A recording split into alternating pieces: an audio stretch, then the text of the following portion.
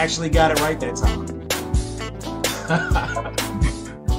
I mean, I've only been trying this for like ever now, but I think that one went off without a hitch. That makes me happy. So we will go ahead and cut that music. Got my disclaimer up front so I don't have to say it. Okay, let's see. So let me get some windows closed. That way I can see the group while we're live. Because I can't see comments at the moment. But because I've got the producer window up and it doesn't show me that part of the feed. Okay, so once again, we are just going to keep loading you with as much content as my body will permit. I will work all day, come home, and record these every night if y'all will keep watching them. Well, maybe not every night. I doubt my wife would allow that. But I will do as many as I can. I will pass the reins at some point, let somebody else run the show. But I think everything is going to be good here. Like we've got everything in place this time. We're paid up for the month. All the bills are paid this time, so we don't have any issues with Zoom. But we actually have a ton of topics to talk about tonight. So, whew. I was like, okay, y'all give me some ideas. And they hit me with some ideas. So we got a lot of stuff to go through. In fact, I should have grabbed my whiteboard. I meant to, but Jeff and I were talking and I forgot to get it. So we ain't gonna worry about it. My bad. I mean, we was just getting ready, having a little chit chat. So, okay. Let's see where do you want to start? Because let me see. Let's real quick. I'll just run down some topics. I don't think anything in this one was going to be spoiler. We had a post up the other day talking about where you would want to, what fantasy world you would want to travel to. Right. We were going to discuss that one. We're going to touch on Snyder Cut because it's a big deal. It will continue to be a big deal until it's not a big deal. So we are going to. I'm ready for that one. We are going to touch on Snyder Cut, and we're going to touch on DCEU in general. If it's there, if it's a thing, we are going to talk about that. No, it's not really a thing at all. But if you want to talk about it, we can. Well, we're going to discuss options, what they could have done, what they should have done, and we're going to get past the generic. They should have followed Marvel's example, and that would have done it. We know that. Yeah. Let's say what else they could have done, how they should have gone about things. There was also Brian brought up comic books, which that made me happy because I love comic books, and I will actively get the answer to your question, sir. Because he is curious. He wants to know what was the first Superman comic. I will find that image. There's actually there's photographic evidence of the first Superman comic that I can recall. I've since read it again, but I think I was like 4, so I don't remember it at the time. Okay. But we'll discuss that. But I will show it to you so you know it exists. All right. Sounds good. And so we got that. Somebody wants to pull up the chat and just refresh me on anything that I might have missed. Let me know. But let's see. So we've got. Can anybody see the chat thread? I need somebody to keep an eye on the comments for me. Yeah, I can see it. Okay, I cool. can see it too. All right, good deal. Because I don't know why comments are not on for me at the moment. But sorry, I didn't understand. Shut up, Google. They be listening, man. They be listening. So let's go ahead and get DCEU out the way. Let's just jump right in, both feet, and we'll start with that one. Jeffrey, I'm gonna let you open this one up because I know you want to start Snyder Cut or you want to start DCEU? I think Snyder Cut is probably the better starting point because that feeds directly into DCEU. I don't think Snyder Cut's going to save the DCEU. So exactly, I think it's best to just talk about Snyder Cut. I'm gonna just give my opinions on the Snyder Cut. I think it's a complete waste of time. I think it's a waste of time for DC. I think it's a waste of time for Warner Brothers. I think it's a waste of time for HBO Max. And I think it's going to be a waste of time for all of us when we sit down and watch it, because the issue is the ingredients.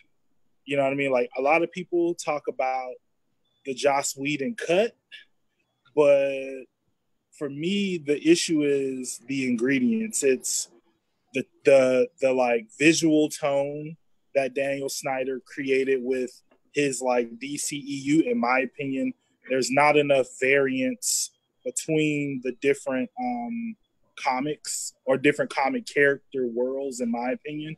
So like for me, I thought Metropolis was far too like dark and grim for like in Superman, right? It wasn't like that dark compared to like the Ben Affleck Batman stuff and Batman v Superman, but I felt like there weren't like when I watch like the Marvel movies, I appreciate that there's like tonal shifts, and I don't want to be one of those guys that's always comparing it to the Marvel movies. But the reality is that's our standard comparison. That is the standard for comic book universes, and not even comic book universe. That's the standard for like movie fantasy universes moving forward. Connected universes will all be based on the Marvel formula.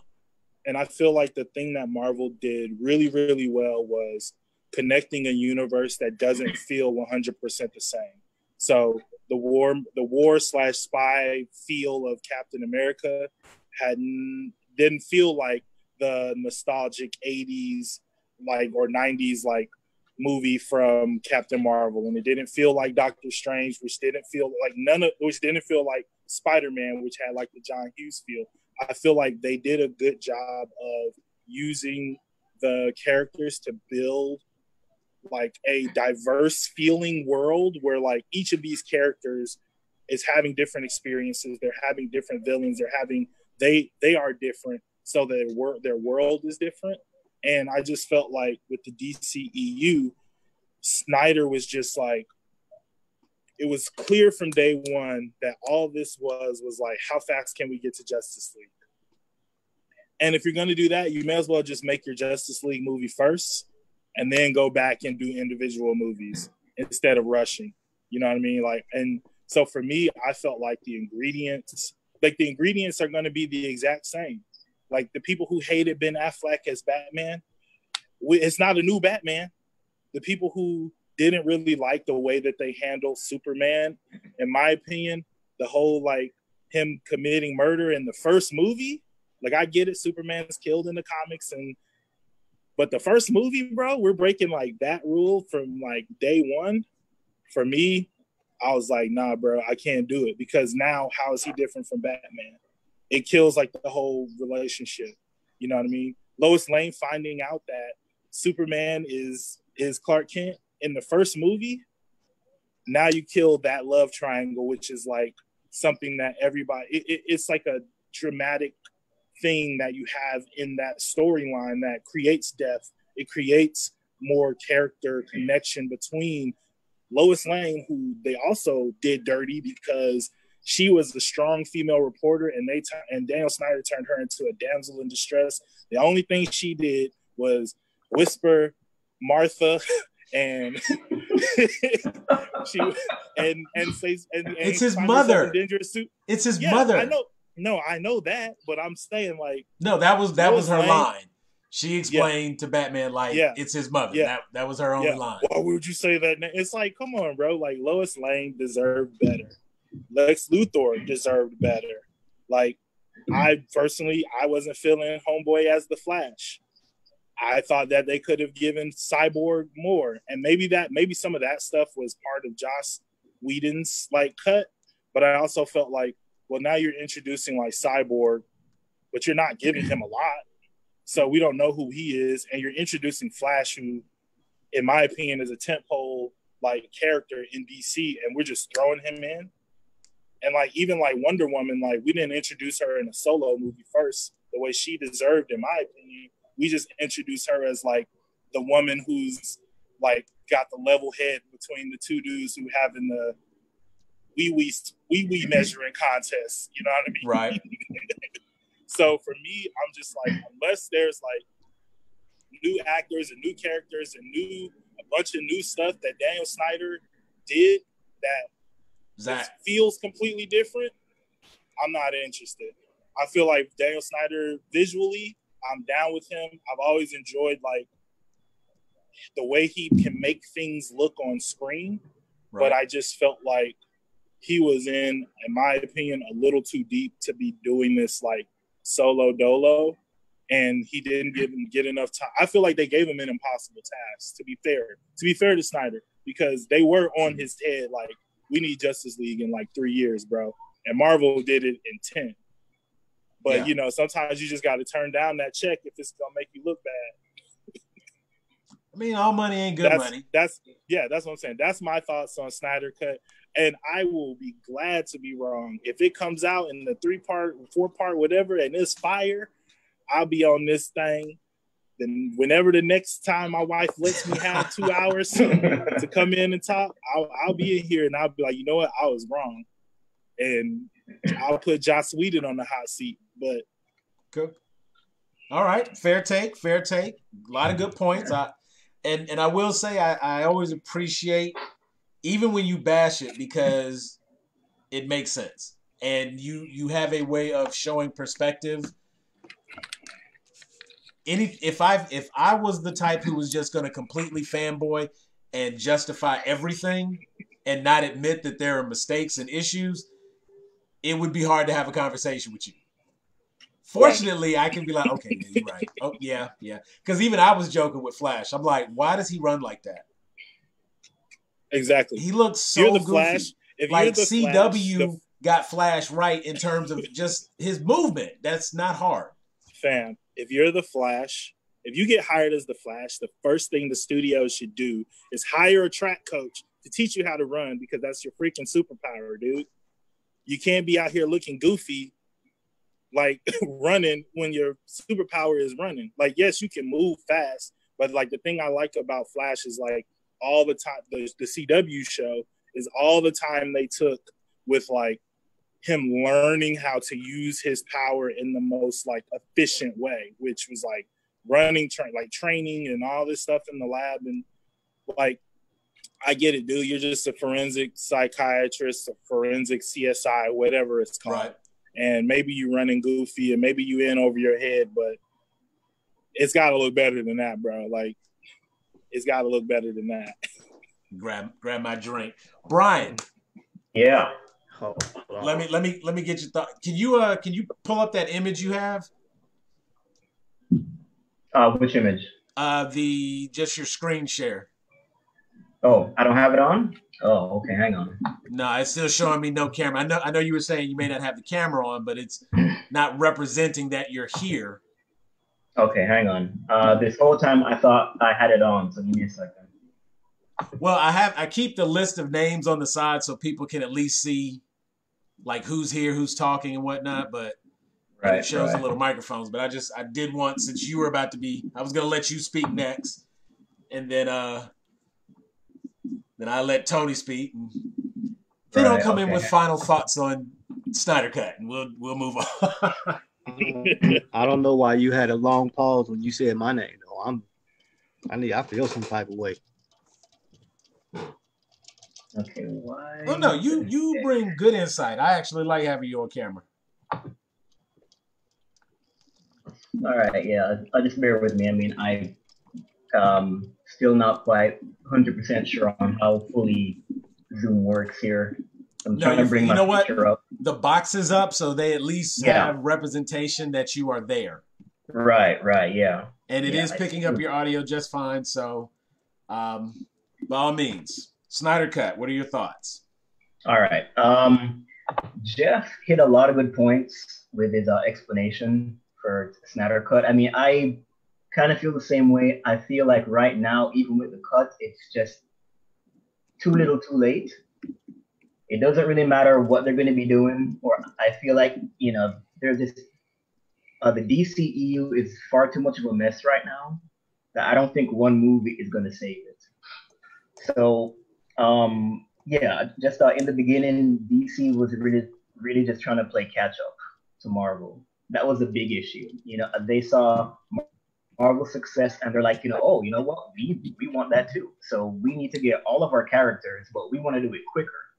So let's just like, jumble everyone together into the Justice League, and make some dough. Um, Unfortunately, it didn't go quite as well as they'd hoped. From a writing standpoint, it was terrible. Um, Jeff was right about like stuff just being way too dark, especially if you compare Superman to Batman. Superman is supposed to be like the exact opposite of Batman, and that's also the same for Gotham and also for Metropolis. It should be like night and day. However, in the film, Metropolis pretty much looks like Gotham. So there really wasn't It's like much. one city over. Yeah. Yeah. Yeah. Across the bay. Literally. Yeah. So there really wasn't that much to really, basically differentiate the two. One of the worst aspects about Batman v Superman was I hated the fact that they virtually introduced all the members of the Justice League simply by having Bruce Wayne watch some clips on his computer. I thought that was the worst way to introduce all these characters, especially Aquaman, where you could clearly see he was holding his breath. He didn't even look like he was breathing underwater. He was clearly holding his breath. So I thought that was an embarrassing move. And we won't talk about Doomsday, but let's go back to the Snyder Cut. I will admit I am curious, at least to see how different it's going to be from the Josh Whedon cut, especially if they're going to have Darkseid in it. I mean, I am a big fan of Darkseid, but that's mainly because of Justice League animated series. I thought he was a well represented in that cartoon. Oh, also the Superman animated series from the was it late 90s? Yeah. Yeah. So they did a fantastic job there with Darkseid. So I'm kind of curious to see how they're gonna approach Darkseid in the Snyder Cut. I hear that what's his face? Cyborg should have more of a role in the Snyder Cut. Don't quote me on that though, but I believe he will. So I'm at least curious to see how they're gonna tackle all those aspects. But my expectations are virtually at zero. And I figured that if I go in with no expectations, if it's good, I'll be pleasantly surprised. Okay. That again, like I'm glad I don't have any personal stake in the movie because my feelings would be hurt. But it's not you all's doing. It is you, because at this point you were just speaking facts. It is a lot less opinion and a lot of factual information. So it is what it is. Tony, hit me. All right. Well, I mean, they pretty much nailed down everything is to say about how bad the DCEU is right now. But for me, and this is just me, I like darker movies. So I preferred a darker Man of Steel. But that's me. I don't like his goody two-shoes nature. He has too much power to always be the good guy. He has to break sometime. And I think we saw that. He did have that moment of him breaking, which I can appreciate. I also, myself, prefer team movies over the individual movies. I prefer seeing everybody out there to see what I'm getting and then getting the backstories. Because for me, even my kids, they don't read comic books, but they know the big three in DC is Batman, Superman, and Wonder Woman. They know those three. So, and they also know the Flash from the CW. So when they saw the Justice League movie come out, they immediately asked for the big three and Flash. After they heard that, they was like, okay, we can go see it because we know those characters already. And I think that's how some of us go about, like, yeah, we can do a little origin in the movie, but I prefer to see the team get out there and just knock everybody around. And then I learn as I go. But like I said, that's just me. But right now, it's a mess. I don't have any faith in the Snyder Cut. So if it comes out, I am going to watch it. But I have no faith in it whatsoever. I think it needs to be trashed and we just need to start over. But no more Batman movies for like 6 years. Just stop. We've had enough Batman movies. That was one of the other topics. Who has to be banked for 5 years? I didn't even see that one, but that's just my opinion. No more Batman, no more Joker. Just kill them. Just stop now. I agree with all that. I agree with all that. And I think even to your point about seeing the team and then the individuals, I agree with that too, because I feel like it would have been a more interesting way of setting up the universe that would have separated it from Marvel, where we wouldn't be making these comparisons. You know what I mean? Right. But once you do the movie where it's like, okay, we got Superman by himself, we got Wonder Woman by himself, and then you got Batman v Superman. So that's your Civil War. You know, you're already following in Marvel's what they did. They followed Marvel 100% and didn't take their own route, which they should have done. Your average person knows Batman, Superman, and Wonder Woman. They do. Frankly, your average person, I think, in our group, where, you know, I don't know how old you guys are. I'm 35, but we grew up on. That's why it's called grown A geeks. Like, but you was around when the Cartoon Network Justice League and then Justice League Unlimited came out. I was around with Super Friends. Challenge of the Super Friends. Hey, I grew up with my uncles too, so they was making us watch that. Hey, like, you don't know Sam, about this young buck. Hey Sam, Wonder Twin powers activate. I would have rather see them in the DCEU than some of the stuff that Snyder did. But man, if they brought them, I'll lose my mind. If I saw Jan and Zayna live action, I don't know how I feel about that. Because I you know what? I kind of want to see. You know how powerful they are? Do you know how powerful they are? Come on, man. I really want to see a live action bucket of water though. Like, I'm not gonna lie.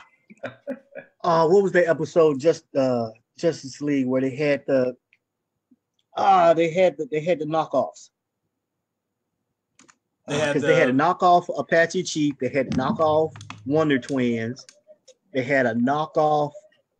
What was that episode? It was a couple of on Justice League Unlimited.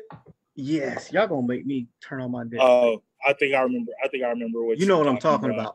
Yeah. Wait. That was they were clones. They were clones. Yeah. They had the young metahumans in the right.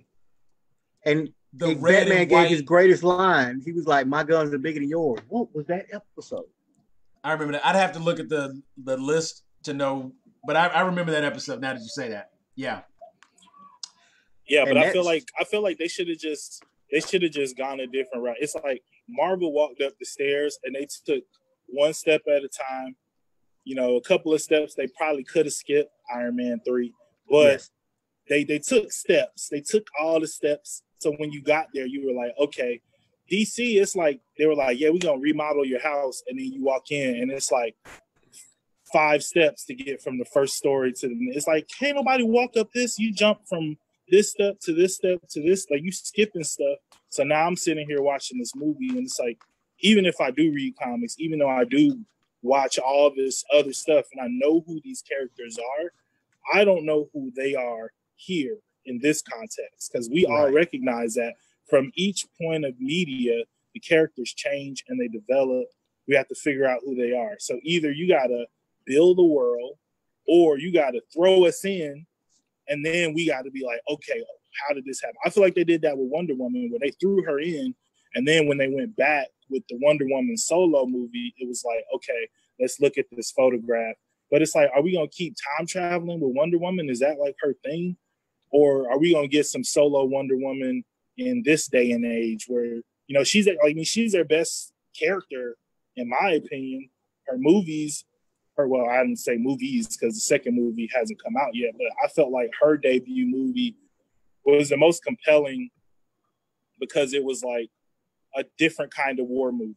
You know what I mean? Right. You never seen like a woman just like on the front lines, like doing damage in World War II. You know, we're telling stories, we're building things that we haven't seen on the big screen. And that's what comics are all about. It's about suspension of disbelief.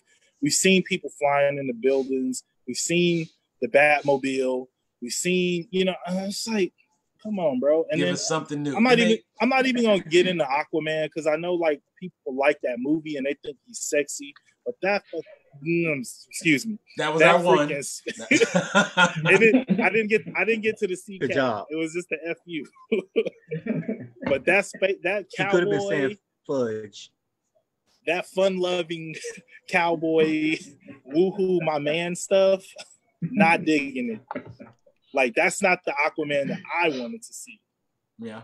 And I'll tell you what Aquaman I wanted to see when we go through the Fix the DCEU portion of the show, because I think it'll make more sense than what they did. All right. So,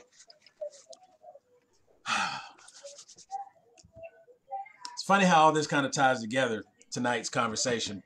I grew up reading comic books, and primarily DC comic books. That's my guy. That's my favorite character. That's the character I've read. Like, anything that had its Superman on the title, Superman, Man of Steel, I was reading them. I've watched a ton of them. I can't say all, but I've watched a ton of the Max Fleischer Superman cartoons from back in the day. Always resonated with the character. As a result, I've read a number of alternate series, some one-offs, some what-if stories, if you will. And I'm not even going to try to say this. Well, there's a book, Superman Year One. 3 chapters. And it's like Jay Strozowski or something like that. And I apologize to him that I'm not able to say his name. But Superman Year One, Superman Birthright, Superman Secret Identity. Yeah, I like that one. Each one of those had a version of Superman that was not everything is wonderful and I'm all full of hope. These were like, I do good because I can and no one else is. But not because I owe it to y'all to do it. And I was perhaps a bit more forgiving because, much like Tony mentioned, I liked these alternate versions of Superman. Instead of it being the characteristic that I think I like most about Superman is that he is the Boy Scout. He always tries and always wants to do what's right. Doesn't matter. He is the pinnacle good guy. And that's why things like Injustice did so well, because Superman was essentially the villain. Superman was the bad guy. And I believe that's why a lot of people like the Batman, specifically if you're a Superman fan, and you've heard me joke about this, but when you're a Superman fan, the very first thing that's going to happen when people find out about that is they're going to come up to you and challenge you with a Batman comment. They're going to tell you Batman's better, that Batman can beat Superman, and they want that fallacy. They want him to fail. They want there's a part of us that wants Superman to not be perfect. And in most media, Superman is essentially perfect. So having these opportunities to see him fail in Man of Steel, where he is really having to figure out how to do this. This is a Superman story where there is no Superboy. There is no teenager saving the day. There's no Smallville type stuff. There's some individual situations that happen. He did something because no one else could. He pulled a bus out of the lake. you know, saved all of his classmates. But if everybody there knew that was him, that would have been a problem right there. A lot of people had major issue with Man of Steel when Kevin Costner's, you know, Jonathan Kent was like, you don't owe them anything, and you know, I don't want you to, you know, like, well, what am I supposed to do? Just let them die? And he's like, well, I mean, you know what I'm saying? And people were like furious about that and couldn't believe, like, oh, Jonathan Kent would never. I'm like, have you ever picked up a comic book? What are you basing that off of? You're basing it off the belief that you have about this character? Because there's plenty of times where Jonathan Kent was like, didn't even want him to know. He was like, oh no, you just have powers. Don't worry about it. No, it's fine. Yeah. It wasn't until much later that he was like, okay, here's your alien ship. You're not human. You know, and he did that because he wanted to protect him. He wanted to keep him from knowing the truth because he knew what the result would be. So going into Man of Steel, I was perhaps a bit more open-minded and optimistic because I had maybe a little bit more reference material to justify what I was seeing. And Lois Lane, crap character in that movie. 100% agree. Because she became a damsel in distress.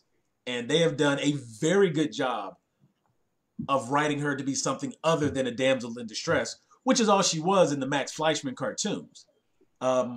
You know what I'm saying? She was literally a plot device to put Superman in position to save the day. That's what she started off as for the longest time. And it wasn't until late 80s, early 90s, when they rebooted basically the Superman story, and it started off Man of Steel. They went through the whole thing, and Lois Lane was the first person to kind of, they did the bit where she was on there was a space shuttle, and it was landing, their engine blew out or something. Of course, he springs into action, he saves the day, lands the ship. She gets out and she's like, you know, wait a minute, you're a man and you just carried this ship. Like, what is going on? Everybody in the crowd swarms and gets around and everything, and he just takes off. So she does all this research. She's looking. He flies home to Smallville, sitting in his room in the dark. His dad's coming down with a bat because he's getting ready to attack whoever just broke in the house. And Superman's like, well, at the time, Clark is like, I couldn't believe how frenzied those people were. Like, everybody wanted a piece of me. And he was like shook and didn't want to do stuff like that anymore because he didn't like the attention he was getting as a result. A couple of panels later, his dad's like, well, look, if you decide that you want to help people, that's fine. But you can't do it. You have to be somebody else if you're going to do it. And that's where the whole Clark Kent Superman persona was created. And they did that separation. I believe that was the direction they were trying to go with. And because they'd already killed off Jonathan Kent as a major plot device at the beginning of the movie. In a trash way, might I add. Very trash. But it still kind of held a little bit of meaning. And it was a very, very impactful death because Clark knew he could have saved him. And I think that was the part that a lot of people, we saw it and we were so pissed off about it, we didn't take time to think about what were they trying to say. But it's like he knew that he could have saved him. It wasn't a question of if. It was he was about to, and Dad was like, no. And the fact that he listens to his father to that degree and accepts that his dad is willing to sacrifice himself for his secret, you know, it sucked, but I got, you know, it's like, okay, you could have done better, but I see what you're trying to do. And that was really the biggest issue I have with the DCEU as a whole. I found myself constantly saying, okay, I see what you're trying to do when you don't have to try to do it. It's a movie. We're here to watch it. Do it. And then if anybody really wants to get into it, there is a formula that did tell you exactly how to do it. If you were going to go about it, that would have been an ideal way to have gone about it. But they didn't go about it that way. Okay, fine. And much like you said, I agree that even then, if you weren't going to go about it the way they did, then you should have gone about it your own way. it really feels like the DCEU, basically Zack Snyder sat down in a room and was sitting at a desk right across from Marvel. What's the name?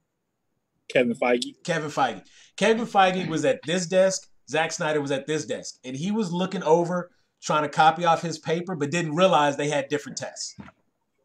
Yeah. And because of that, that formula didn't work.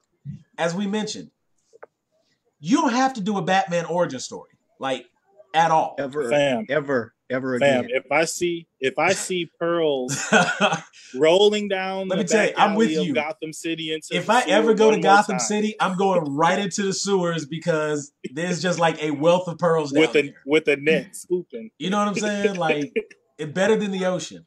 But you don't need to do a Batman origin. You don't really need to do a Superman origin.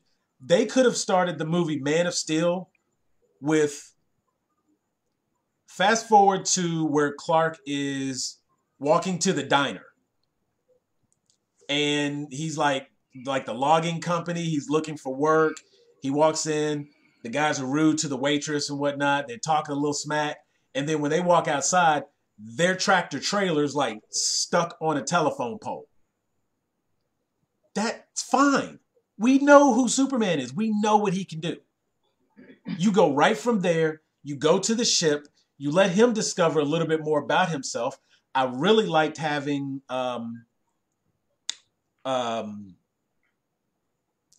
Jor-El on the ship as the ship's AI.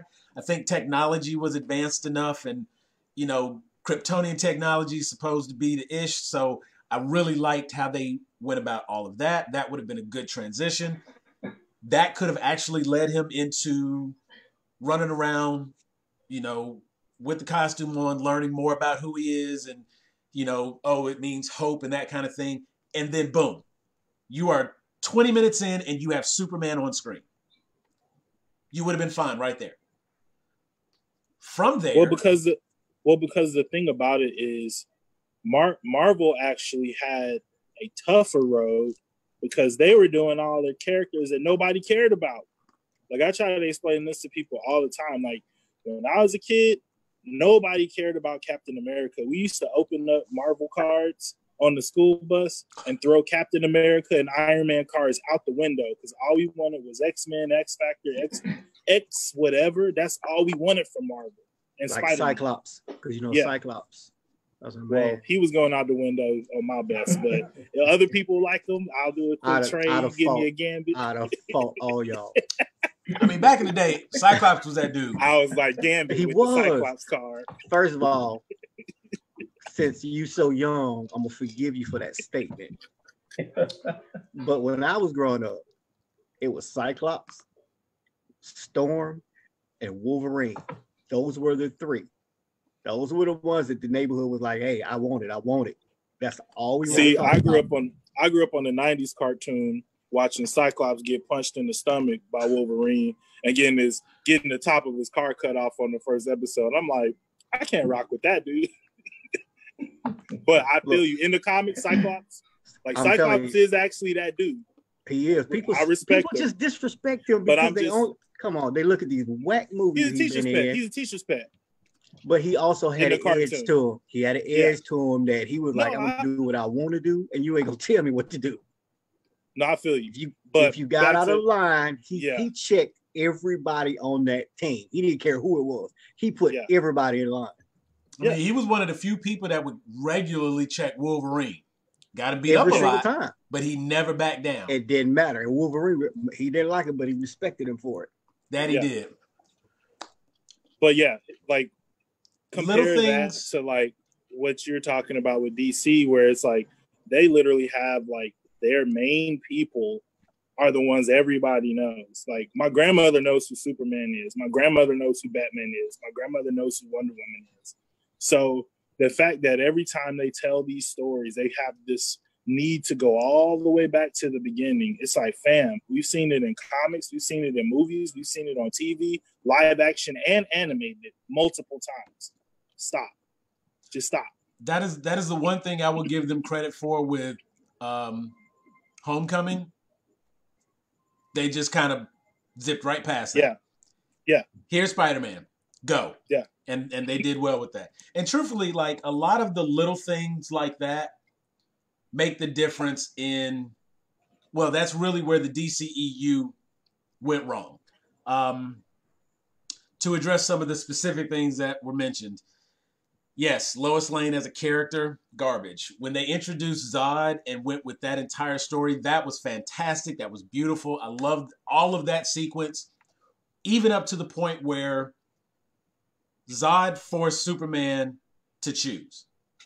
Given that they did the whole, like, he has the entire Kryptonian Codex residing in him, he basically realized at that point, if he kills Zod, this is the only link he has to who he is. And Zod is making him choose. So everybody who's like, I mean, he broke his neck and then he yells, like, what was that? Could you imagine? Like, that's one of those things where it's like, you hear it, but you can't really fathom the context of it. And it didn't really transition. It didn't translate well on screen at all. And that's the biggest issue. But the whole idea or the whole concept behind it is that he had already immersed himself as human. He's lived on the earth for 30 plus years. He finally finds out about this whole other thing called Kryptonians. He meets some Kryptonians. They want to fight. He's the only person that can stop them. He's got to stop them because they're about to destroy the only thing he's ever known. And then it comes down to it, and the only person who could really like give him some insight because he knew his father and everything, he's got to kill him. And it's like, he was at that point where like there was really no other option. Like if you look at that fight scene, at that point, if he didn't break his neck, he was going to die himself. So it was really a life or death situation. Because if you look at that battle, Zod, having been a warrior the entire time, was able to adapt really quick and learn what he could and couldn't do. And everything he saw Superman do, he was like, oh, you can do that? Oh, well, then that means I can do it too. Let me try. Oh, this is how we fly. Okay, bet. Let's do it. And it was like he got up to speed real quick. And given the time, he definitely would have killed Superman. Like, no question. Oh, Zod would have been easily. able to take him out without a second thought. And every time they've shown Zod in any format, he comes in, puts paws on Clark real quick, and like, kneel before Zod. That's where we was at. You know what I'm saying? And it was like, if you don't finish this, I'll never stop and I will kill you. So he left him really no choice. Now, you fast forward to Batman v Superman. Well, can I say something really quick? Because I know I did bring up not wanting to. I didn't like that Superman killed someone in the first movie. I definitely think he should have killed Zod, but I don't know if Zod should have been like movie one villain for Superman, because I think like what you were talking about before with him being the Boy Scout, and what you're talking about before, like what's the human reaction to that? What's the military reaction to watching this dude snap the neck of the dude who literally just like 9/11 the entire city of Metropolis? Like my first reaction, if I'm like, I don't know, I forget the black dude's name who was playing the military general, but I'm like, oh no, did... that's Martian Manhunter, right? That is Martian Manhunter. Oh, well, we'll see. Okay. Wait, allegedly, right. Martian Manhunter. But I mean, even if I'm a reporter, right? If I'm a reporter, I'm like, how to like basically like what Martian Manhunter says, which is like, well, how do we know he's always going to be on our side? Like this one dude that we couldn't do nothing with, he just snapped his neck, and it seemed like kind of with ease once he just resigned himself that like, okay, I've been trying to like fight this dude and contain him, but the only way I'm going to be able to stop this dude is by killing him. And once he has that realization, boom, he kills him like right away. I'm kind of like, that doesn't really do much to establish like Superman as a character that Earth can like put its full trust behind, because I'm personally always going to be looking at. I get Lex Luthor. Now, wait. And that's the point. That leads into Batman v Superman because you see what I'm saying? And that's like I said, that's the biggest issue with the DCEU. We have to put together this puzzle that we shouldn't have to put together. Yeah. We see all these pieces and we know how they fit and we have to make them fit. And I'm putting it together based on my comic knowledge. It should be laid out for us. And I've said that dozens of times.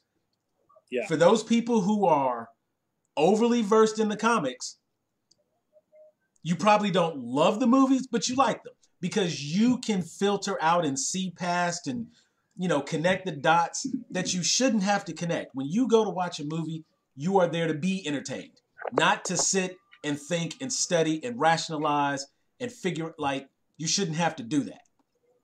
Okay. You should be able to sit there and watch it and have it explained, have it unfold in front of you. The only time I want that is if the whole point of the movie is suspense. Ooh, who done it?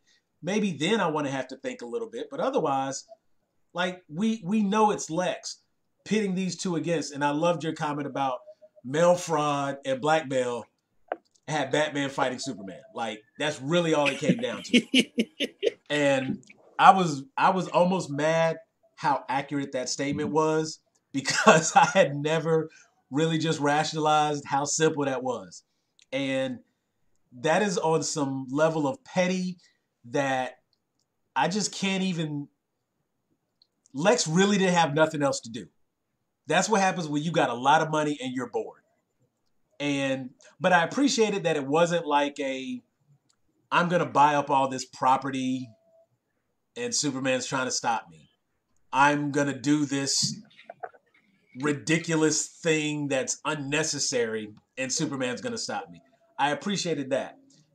He actually went out of his way, played the long game, and tried to turn the public against Superman as a whole, to have everybody question.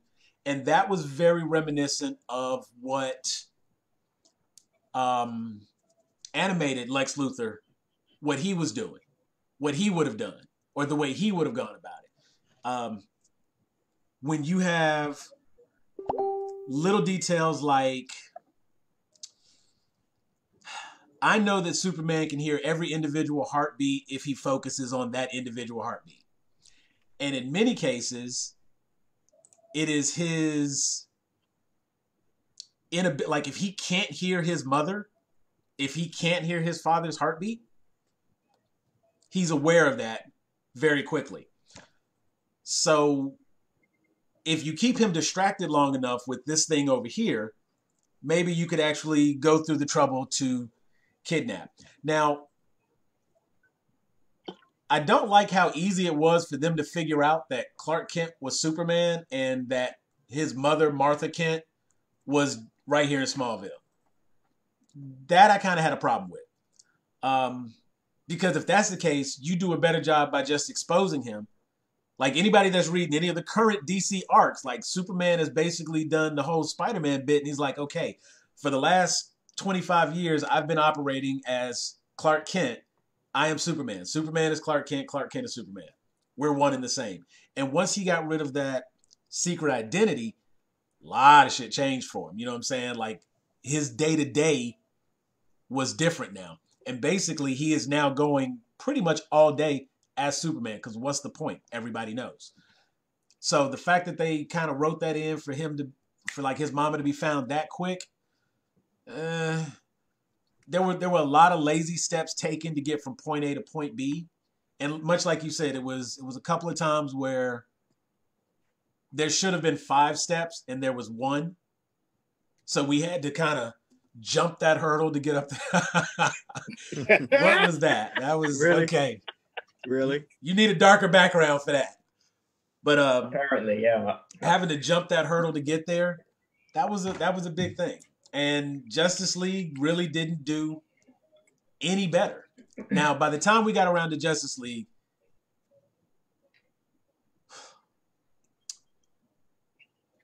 I can hear the passion in your voice.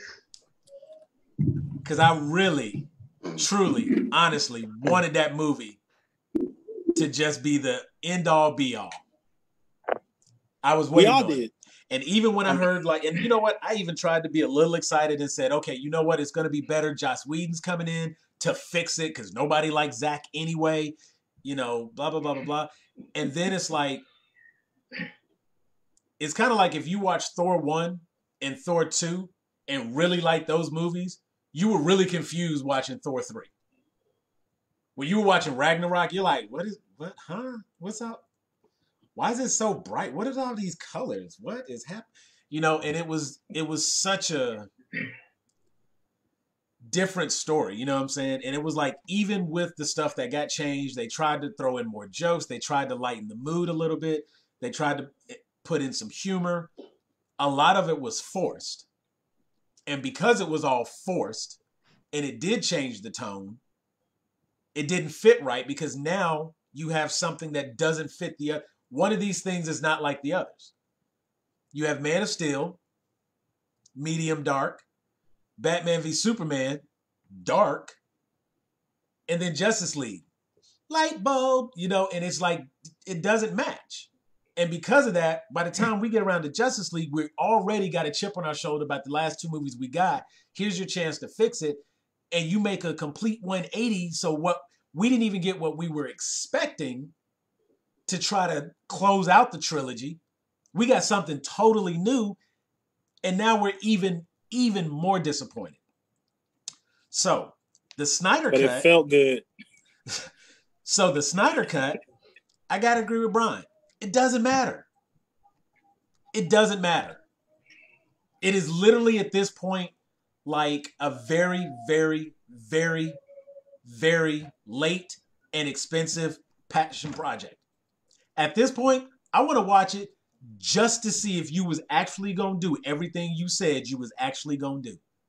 I want to know if the movie you give us actually exists. Because all we should have right now is editing. Everything I read said it was just editing. Said we had to do some stuff in post. We had to edit a few things. So don't film nothing else. Don't reshoot nothing. I've heard they're doing reshoots because they spent like 40 or 50 million for reshoots, bringing so the actors now, again to so do a whole bunch of now stuff. we're not getting the Snyder Cut. We're getting a whole new thing. And every time he tweets something, I feel like he was writing something in his notebook. Like, oh man, you know what? I should have did this. You know what? I could have did this. Ooh, you know what? We said that. We could do that. And you start trying to put all this stuff together that, like, I don't believe that this whole DCEU was connected the way you're trying to make it be connected. I think you're now looking at the options in front of you and starting to connect the dots a bit. Starting to say, we could do this, we could do that. You know what? If we put this here, remember he said that thing? Remember that throwaway line that didn't make any sense? Remember that checkoff gun from this? Let's use that and do this. Let's do that. Because the whole like, okay, Snyder Cut. Where does the dream sequence come in? How are you gonna incorporate the dream sequence into the Snyder Cut? Because if I remember correctly, there was a whole Nightmare Batman in the desert, a big Omega symbol in the ground, and you know Lois was the key. So maybe Lois being the key is how you knew she was the big gun, and to bring her out when you resurrected him. The whole resurrection bit was just bad. That was just because all you did was highlight how silly the Flash looks when he runs. That's all that scene did. Gave us more time to focus on that running. Because initially, when they were actually like right after that, when they fought Superman, and that was actually that was a really cool sequence. But when they were fighting Superman, and he's like stopping this and catching this and getting the blast here, and then he does that little look, and the Flash was like, That was great. I thought that was a very good sequence. That was a very good scene. The problem with that is you just showed us 2 seconds ago how he looks when he moves. So now I'm not buying the other little scene I see with him. And the whole like lightning every time he uses his speed, we don't need that. We don't need that visual effect. One, he couldn't ever use his speed outside of his costume, if that was the case. Because like that, again, so when we saw the video clip on the computer of the Flash like stopping the mugger and he's like standing there getting milk and he moves and comes back, I like that they give a clear example of his actual speed, like how fast he is. I did not like that there's all of this lightning, like it's like if Nightcrawler was in the room and he went from here to here and back to here. There'd be 3 puffs of smoke just misting away. Whenever he does this running, there's lightning, there's smoke, there's dust. If he does that every time, he can never use his powers when he's not in costume because you're going to have that same residual effect. I got issues with the Flash in the DCEU myself, but I like Ezra Miller as an actor, maybe not offset, but on set, the character, I like the character he was creating. I don't like the way he looks when he runs. I think he was good for comic relief, which is typically what Barry Allen is, so they did really well with that. They had all the pieces in place for Justice League to be a better movie, and again, it's just a matter of constantly having to connect the dots myself. I can do that, but I don't want to have to keep doing that. And I feel like Snyder Cut's going to actually make more questions than it answers. Okay. Let me add this too. When Sam was saying that it seems like Snyder is just looking over stuff and, adding pieces together, I honestly do feel that it's probably going to feel more like a George Lucas Star Wars type deal where he's actually, tacking on things which don't need to be tacked on to get his, a finished product. And backtrack a bit to Jonathan Kent and his death in Man of Steel. I remember when I first saw that scene, I was also kind of like, why would he do that? Because you're literally leaving your wife behind and your son behind just so that your son can keep a secret. But your son is also super fast. So if he does get saved, chances are people are not going to notice, They are not going to know that your son just saved you. They'll know that you've been saved, but they won't know by what. So technically, he could have still been saved. But to leave your wife behind, and your son, just to protect the secret, I thought was a bit extreme, and they could have found another way of doing that. And in regards to Zod being the villain in the first movie, I was okay with that. My only issue is that I've been waiting for years for them to bring another villain onto the screen. I don't know if you guys are really a fan of Brainiac, but I would love to see him in a live action film. And I think that would give Superman basically any kind of excuse, to basically punch and kill anything that Brainiac throws at him, because a Brainiac essentially, is a robot. So I think they could easily get away with that aspect and not have to worry about him not killing people. When Zod died, I mean, okay, personally, I don't mind that he died. I do have an issue with how he died. Snapping the neck thing was kind of weird. I felt like, okay, you probably could have like the Phantom Zone don't exist anymore. We move it past right, the Phantom Zone. Yeah, right. So, there were so many ways in which he could have tackled the situation. Snapping the neck, I felt was kind of odd and kind of out there. But it is what it is. And I did at least like his reaction at the end. Like after he killed him, he was like, oh my God, what did I do? Let me scream and, for like a minute or two. So he at least did show some kind of remorse, which is fine. And, back in the golden age of comics, Batman and Superman were actually killing people, and I was okay with that actually because I mean that's one of my favorite eras of comics, the Golden Age, where the superheroes basically got their starts. Batman sometimes would carry on a gun, and I was okay with that. So I was like, okay, sure, kill him, if you have to. Yeah, but only if it's absolutely necessary. Superman, he wouldn't intentionally kill, but basically, if he accidentally killed someone, he wouldn't feel bad about it afterwards. He'd just be like, oh, well, that's too bad, but I was doing the right thing to save the day, so such is life. So I'm okay with him killing as long as they do it in the right way. Snapping Zod's neck, they could have found a much more, I think, impactful way of doing it. It was sudden, it was odd, and going, I guess now to Batman v Superman. Was it Jeff who said that he wasn't really a fan of Lex Luthor in the film? Yeah. Yeah. Okay. Yeah. Now, is it because of the actor who's portraying him, or was it just? Well, I thought that with Lex Luthor, right? I feel like his whole thing is he is like a psychological villain, right?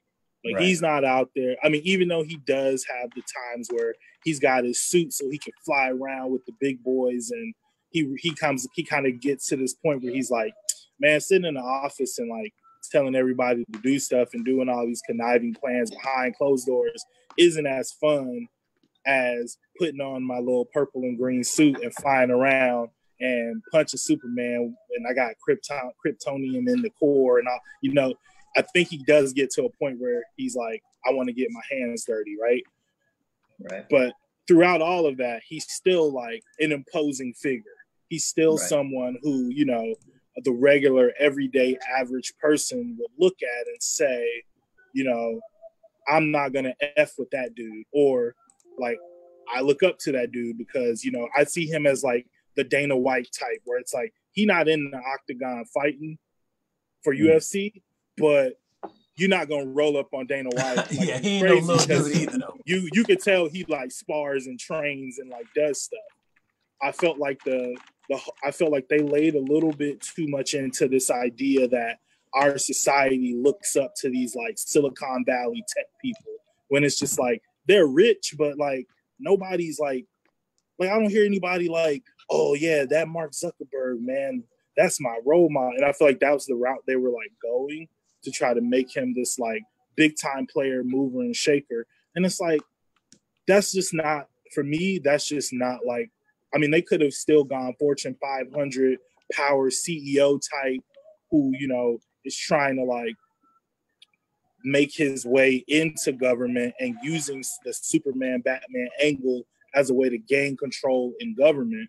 But the like tech billionaire thing, oh, I'm putting a cherry Jolly Rancher in this grown man's mouth while I'm like that wasn't menacing. I'm sorry, I'm slapping you. I don't care how much money you got. You're not putting the cherry Jolly Rancher in my mouth with your bare hands because you're like that menacing, because all you're doing is mailing letters to people with pictures at the end of the day and blowing up wheelchairs.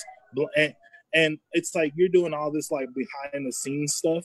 But I feel like in the comics and in the cartoons, when Lex Luthor does stuff like that, because he still has a menacing physical presence, it comes off differently than when you see like Jesse Eisenberg do it, because he just comes across as like a little rat.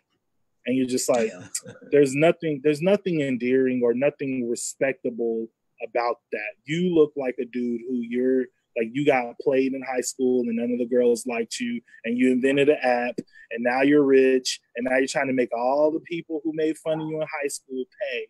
Like, nah, I'm not interested in that. And not as a foil for Superman and Batman. I mean, greatest detective in the world couldn't figure out where the mail was coming from. It's a lot of holes, man.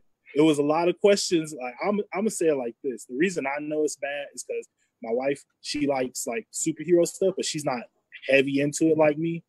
Every time we were driving home from a Snyder movie, I was having to fill in so many blanks.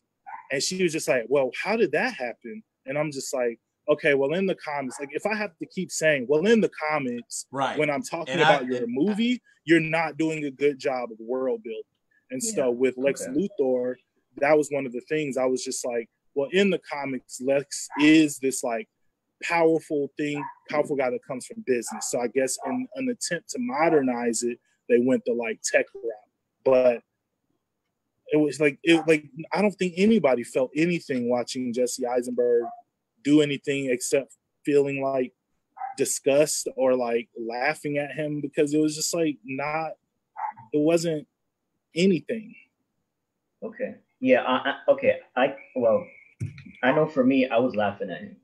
I was laughing at him the entire time, and I didn't like. He basically had a lot of zany aspects, which kind of reminded me of the Gene Hackman version from Superman. Which sure. I mean, yeah. So I really was hoping that he was going to be kind of intimidating in the live action film, and he wasn't. He really did. I mean, you actually summed it up perfectly, saying that he was basically like a teen, a bullied in high school. He made an app, he's rich, and now he's just being a dick. That's pretty much how he was in the film. And I really wish that they had gone, a different route. I sincerely hope he doesn't have any more screen time in Snyder Cut, although I feel he will. I mean, don't forget, the bell has been rung. Ding, ding, ding, ding, ding, ding, ding, ding, ding, ding, ding, ding, ding, ding, ding. I don't know what that was about. Yeah, and neither do I. So much went wrong with that film. I know that Joss Whedon, he came in, I'm assuming, towards the end of it and tried to do what he could to, I guess, save it. But who knows? I mean, maybe the Snyder Cut is actually better. Like I said, I have zero expectations. I'm just mainly curious to see how they'll handle Darkseid, since he is one of my favorite villains in the DC world. But I won't get my hopes up. I really won't. I'm also actually, now that we are talking about it again, I know that Slade, or I guess the Deathstroke, was in the end credits for was he in the end credits for a Justice League, or was it Batman v Superman? I can't remember. I don't remember. Which one was it? Okay. That was Batman v Superman. Okay. I wonder actually, if we're gonna... No, it wasn't Batman v Superman. It was the end of Justice League. Okay. Because the end of Batman v Superman was the ding, ding, ding, ding, ding part, because they caught him. He was in jail, that bit. Okay. Well, then, I wonder if we're going to see any more of, I guess, a Deathstroke in the Snyder Cut. I'm mildly interested, only because we did see that little end clip there, so I'm hoping that they'll at least do him justice. But once again, not going to get my hopes up. Right. We've actually been talking about DC films a lot tonight. I'm gonna let Brent. Is there anything you want to add real quick? I mean, we've pretty much covered it. You know what, Brent? I will say this. Doing good. Brent, what do you think of the Snyder Cut? We don't need to dissect the DCEU. In my opinion, DCEU is dead. They don't need to revive it. They don't need to reboot it. They just need to do their individual solo movies, because that's where they've had their success. If you want to do a cameo, a name drop, because you already own the IP of the property, do the Superman at the end of Shazam. Let that be your connection. I don't think it's going to work any other way, because they haven't shown that they know how to do that. And the executives who think it's working, it's not, just don't. First of all, you guys can hear me, right? Yes. It's actually working this time. Thank goodness. All right. But basically, the Snyder Cut for me is like when you've already broken up with the girl and you're trying to get back at her because she lost hella weight. She's looking fine. And you're just lying through your teeth trying to get everybody just to come back. Be like, please come back. Please come back. We can save the DCEU. Just let it die with what it had. It was an honest attempt, I guess. I don't know what the Snyder Cut will flesh out, but more or less, I came away. I watched that movie with you. I think it was like your second or third go around, and like the entire walk to the car was me just, why did that happen? What's going on here? And what in the world? Like you said, I had to continue saying, well, in the comics, and it was like having, and the funny thing is, it wasn't like it was from a comic. I had to reference this comic here where this happened, that comic here where that happened, and put those two ideas together and say, that's why this could have happened. I had the same conversation with the wife, and it was just like I said, I conceded that the movie was extremely flawed by the fact that I had to continuously say in the comics. Most casual viewers, you lost people there, but my only cameo I would have loved to see more is going along with what the whole Deathstroke theme. He's such an easy character, I feel, to bring to life because he's basically just a regular badass. That's all he is. And even the DC TV universe or the Arrowverse made Deathstroke an appealing character to be like, I want to go look up what this character is about. And Titans. I've heard Titans has done an excellent job of referencing him as well. Because Teen Titans growing up, I was like, Slade. And then get to the Arrowverse. Oh, hey, I know that guy. Yeah. I like that guy. That was a good season of Arrow. The DC Universe app, that TV show, Titans, he's like all of season 2, and it was phenomenal. They did a great job. They even brought in Jericho, and like, great character.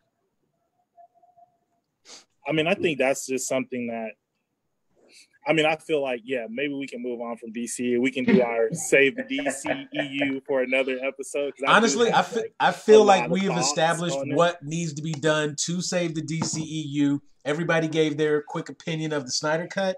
Is it worth it? We're all admittedly looking forward to it, hoping that it will be good, but we all basically said, let the horse die. Yeah. Put it out of its misery.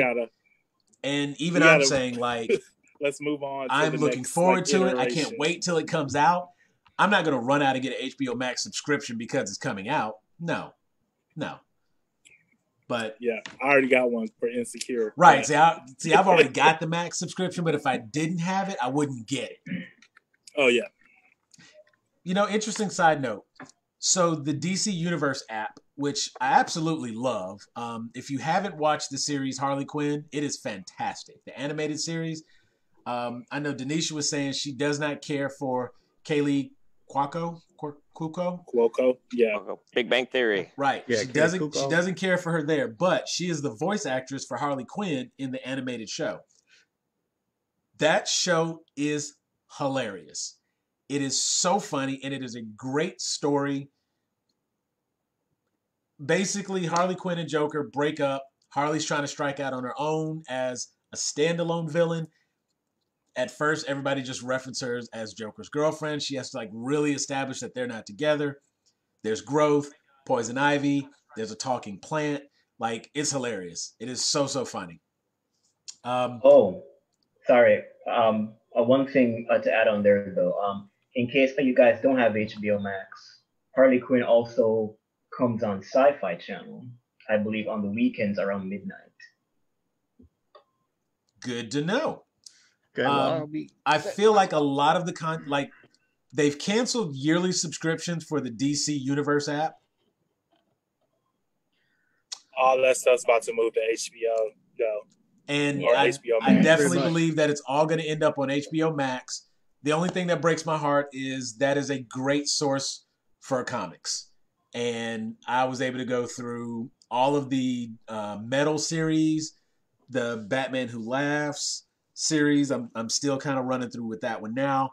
I was able to go back and read through the entire New 52 just to make sure I caught everything. I'm currently reading Doomsday Clock. It's so much there, and I hate that they're possibly going to let it fizzle because I don't know what they're going to... If they keep something for the comics, I'm good. It could go away. That'd be one less subscription service. I'm good with HBO Max. But that would be... Yeah, that would be something that would be interesting with Stargirl, Titans, Doom Patrol. I mean, DC has good content, and a lot of it's good in other forms. They just can't really seem to get this The idea movies. of having more than one star in the movie. Like, and I really feel like that's the biggest issue, because I think for the most part, any of the individual movies, everybody gets a little bit, they get their time to shine. But when you put more than one DC character in a movie, suddenly they forget how to do it. But if the CW can do it, they got no excuse. They got no excuse. Okay, so we have, let me see. Where's my little timer here? I got a timer up here somewhere. Anyway, that is more than enough talk about the DC.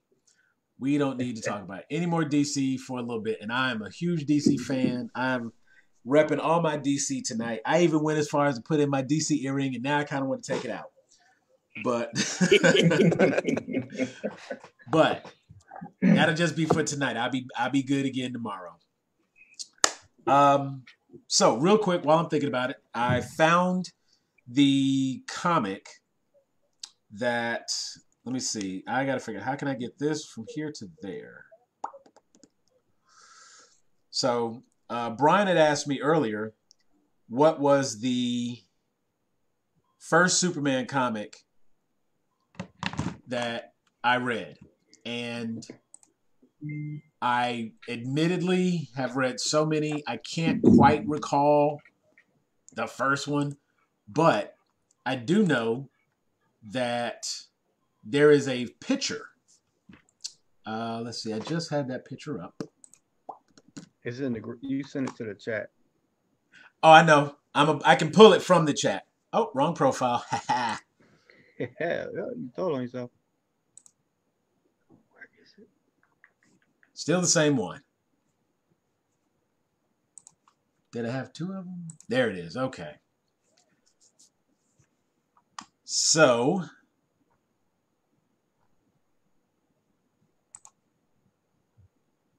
really, it doesn't want to open now? I tell you, things never go right when I'm trying. Like, I had the whole thing up a second ago. Anyway, it's one of my profile pictures, and I actually have it available. I will make sure to get it pulled back up so we can all see it at some point. If I can at least get this one pulled over real quick.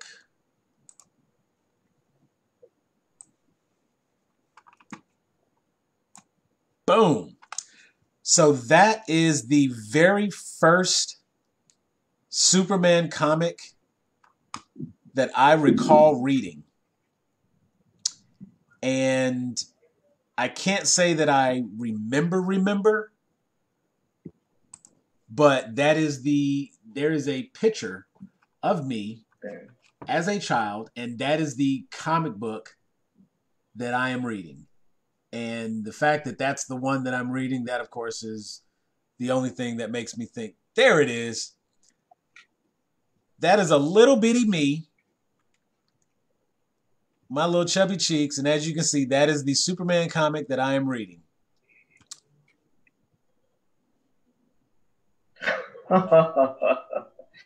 Okay. So that is the first Superman comic that I was reading, and now the first storylines that I remember reading from Superman were in fact, I think they're considered the New Age, and as I said, that was when they kind of rebooted in the late '80s, and I was trying to remember the guy's name that wrote those stories.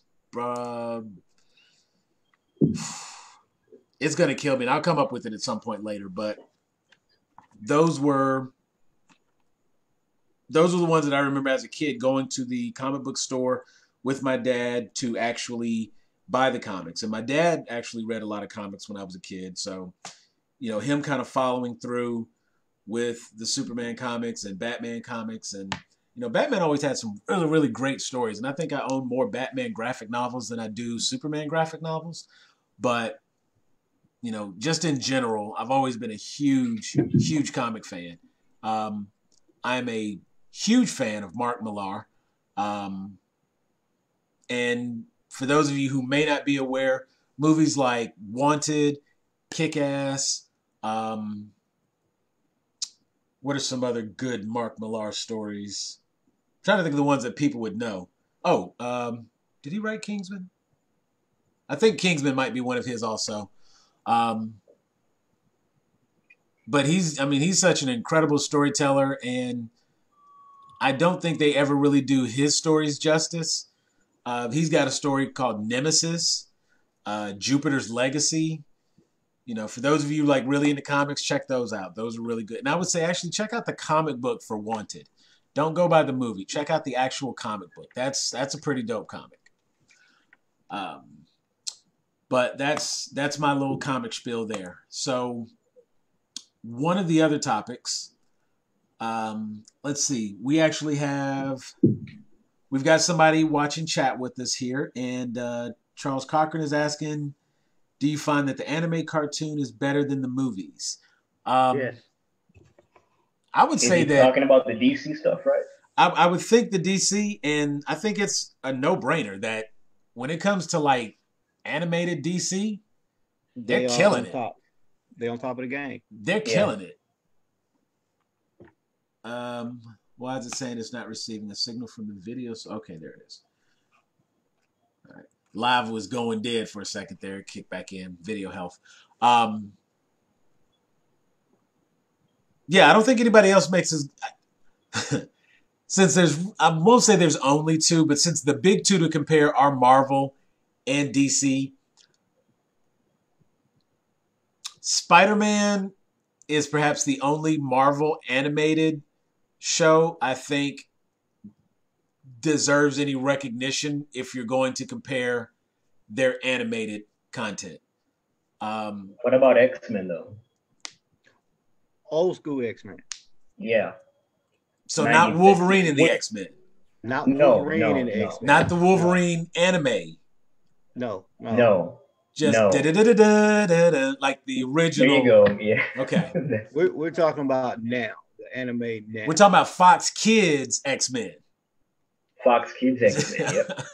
There you go. Yeah. This is what I'm gonna ask. When was the last time you watched it? Because yesterday. Okay. I'm gonna say last month. Because I think that. Oh yeah, I mean, it was the first thing I watched on Disney Plus. You know what I mean? Yes.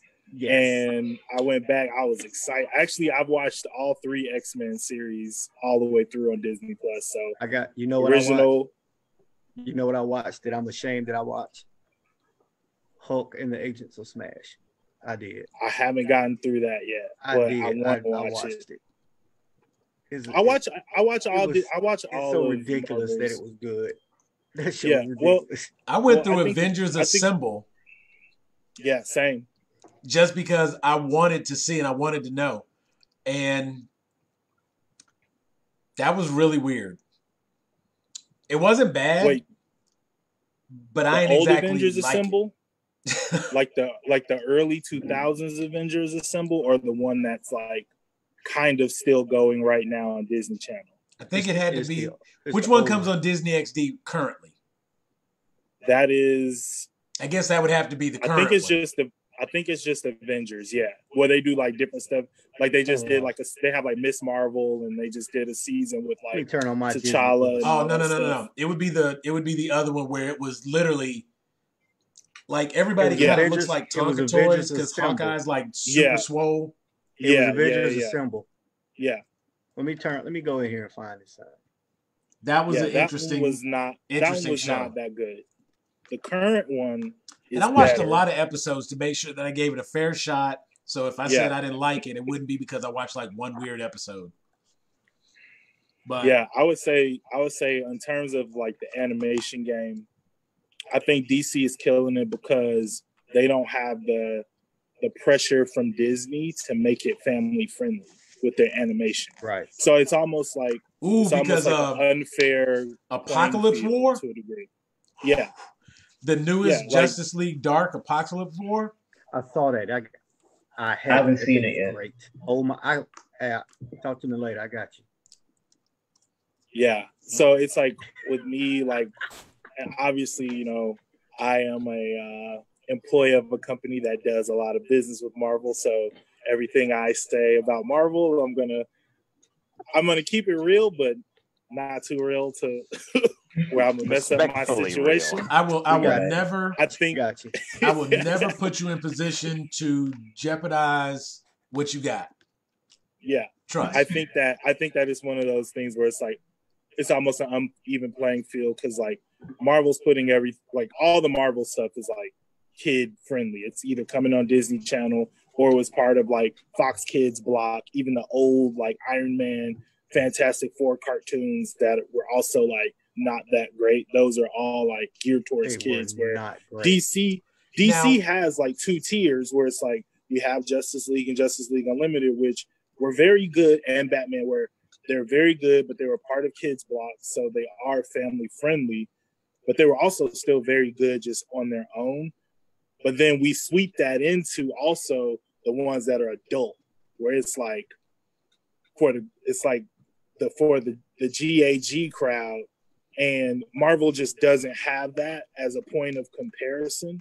So I feel like a lot of times when we compare the animation, for me, I generally just compare like the DC stuff for kids versus the DC stuff for Marvel. Because I mean, I've sat in meetings with people from Marvel and just been like, the fact that you guys don't do any adult like animation is like making our jobs, like my job is to design like apparel. I was like, it makes our jobs harder because DC can keep selling like Batman shirts with bad Batman movies out because they already have like all these cartoons and all these animated things that are giving the fans what they want, even though in theaters they're not getting what they need. Whereas Marvel's like the opposite. It's like all their movie stuff is like hitting and they're not showing any love to like the animated portion of things. And that's where, you know, the real passionate fans like us are going to be looking for things. Like we're still going to go see the movies, but I want to see cartoons too. I want to see animated stuff too. I want to see, you know, I actually watched Future Avengers, which was the anime on Disney Plus. Was that the one with the kids? Interesting.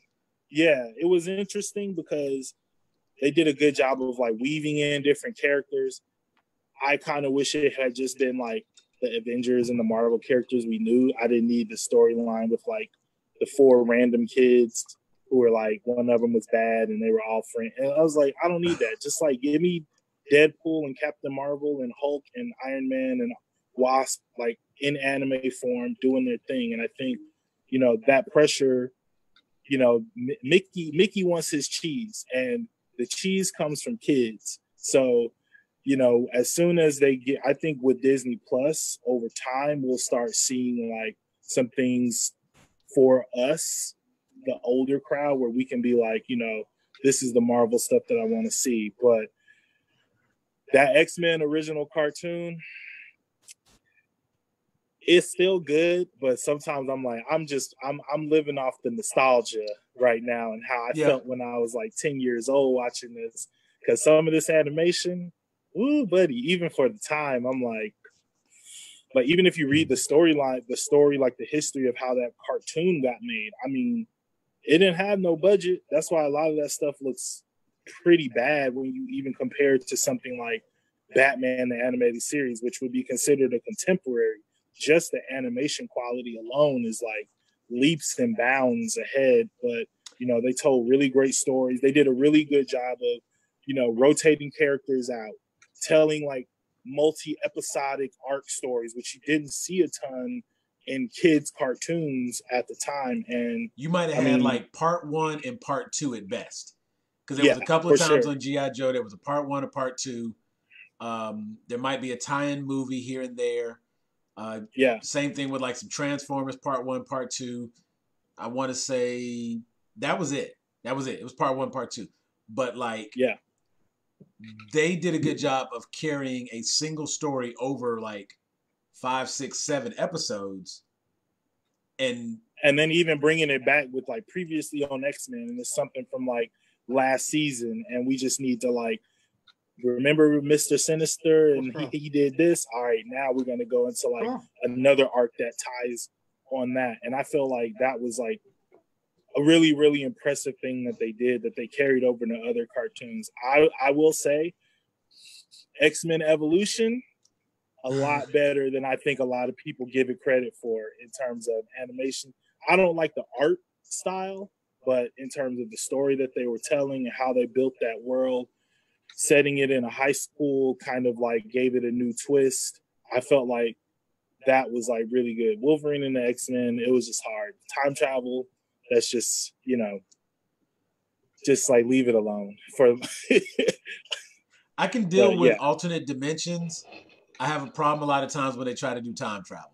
Because even in Justice League Unlimited, when they did the time travel bit where they were chasing the guy with the Chronos belt or whatever, and he like jumped forward, and then we had Hawk Girl and Jon Stewart's kid, and Static Shock was an adult, and that was where we had old man Bruce, and he did good cop bad cop with Batman. Like there was some moments in there, but for the most part, it was like I didn't need them going to the Wild West.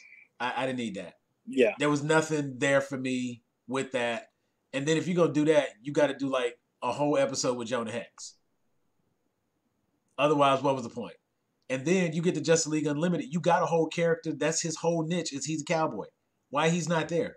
That's who needs to be there. But, you know, that neither here nor there. That was just one of those things. Like, it's time travel. If we can avoid it, we should avoid it. Yeah, I'm okay with. I'm definitely okay with the Marvel X-Men. No question. X-Men cartoon was part of my I got to get home to watch this block. And it remained that way for a while. I've been very mindful now that we have like 4K TVs and stuff like that. I'm very mindful about what I'll watch and where I'll watch it so that I'm not immediately disappointed with stuff. Because I've done that a time or two. I got a movie, and what was I trying to watch the other day? I was trying to watch Boondock Saints, the first one, Boondock Saints, and I was talking with the wife, and believe it or not, somehow she had not seen Boondock Saints. So I was like, "What? You haven't seen? Oh man, come on! You got to sit down. You got to watch this. Like, how have you never seen this? I talk about this all the time. I got a poster in the office, and you don't know what that's from? Oh my god!" So we pop in the DVD, and I was like, is this the right movie? Hold on. And I go and I take out the DVD, and I'm looking at it, I was like, oh no.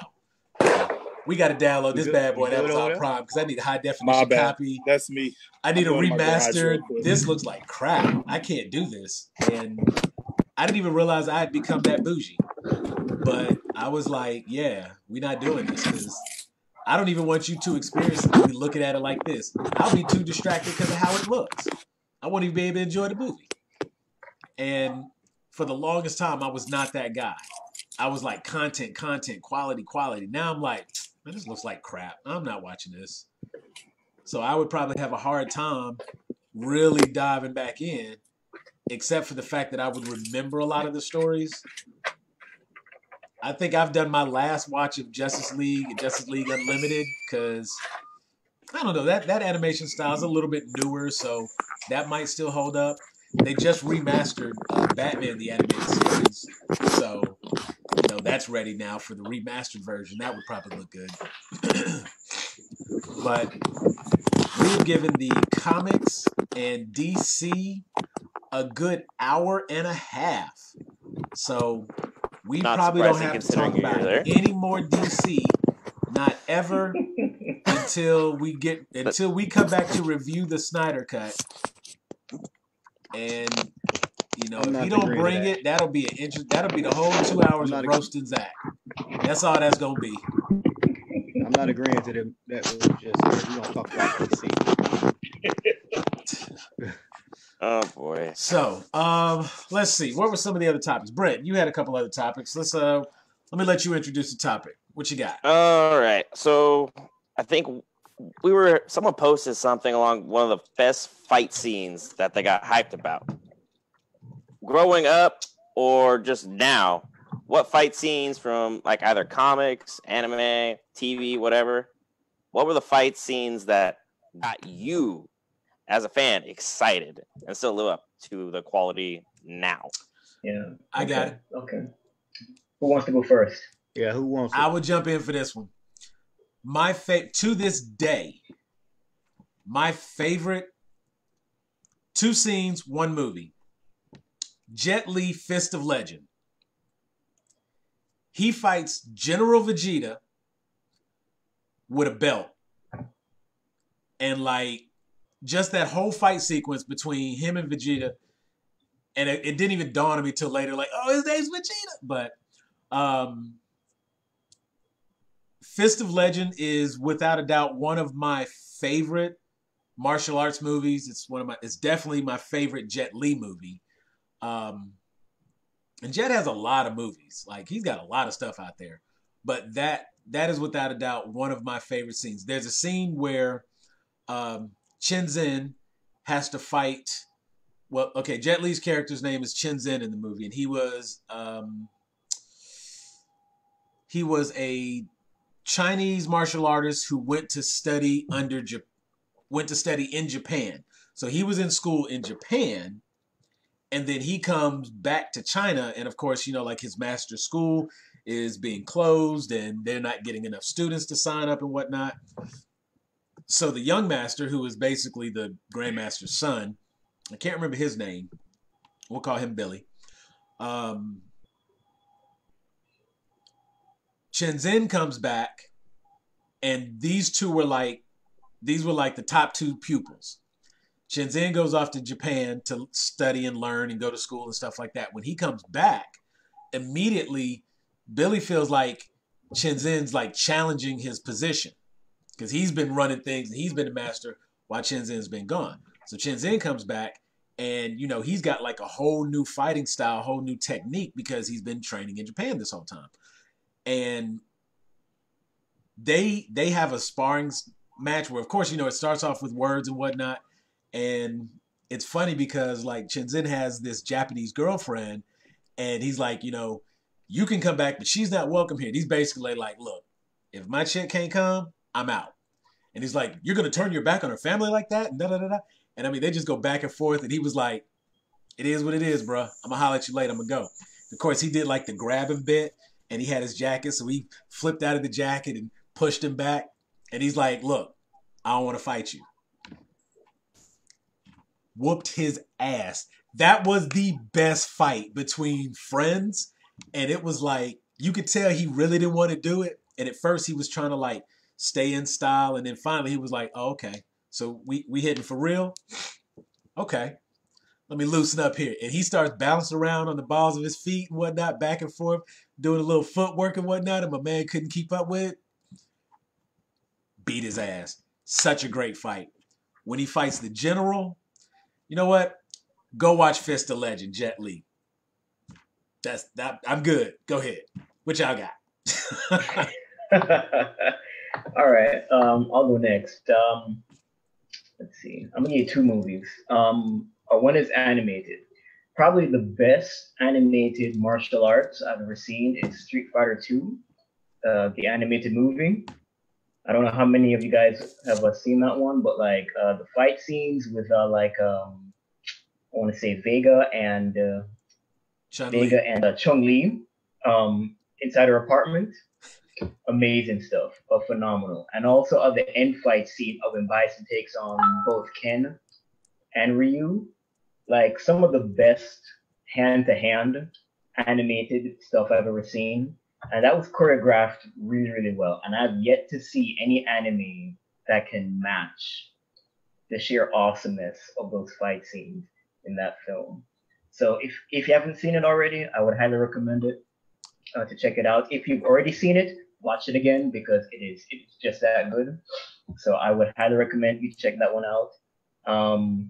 Live action, probably some of the most high octane fight scenes I've ever seen in a martial arts film is going to be this film called Magic Crystal. It stars what's his name, Andy Lau.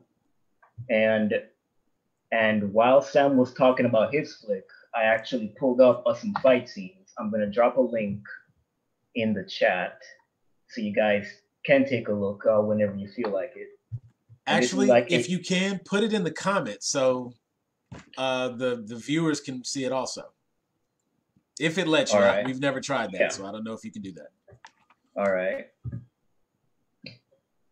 Do you see it?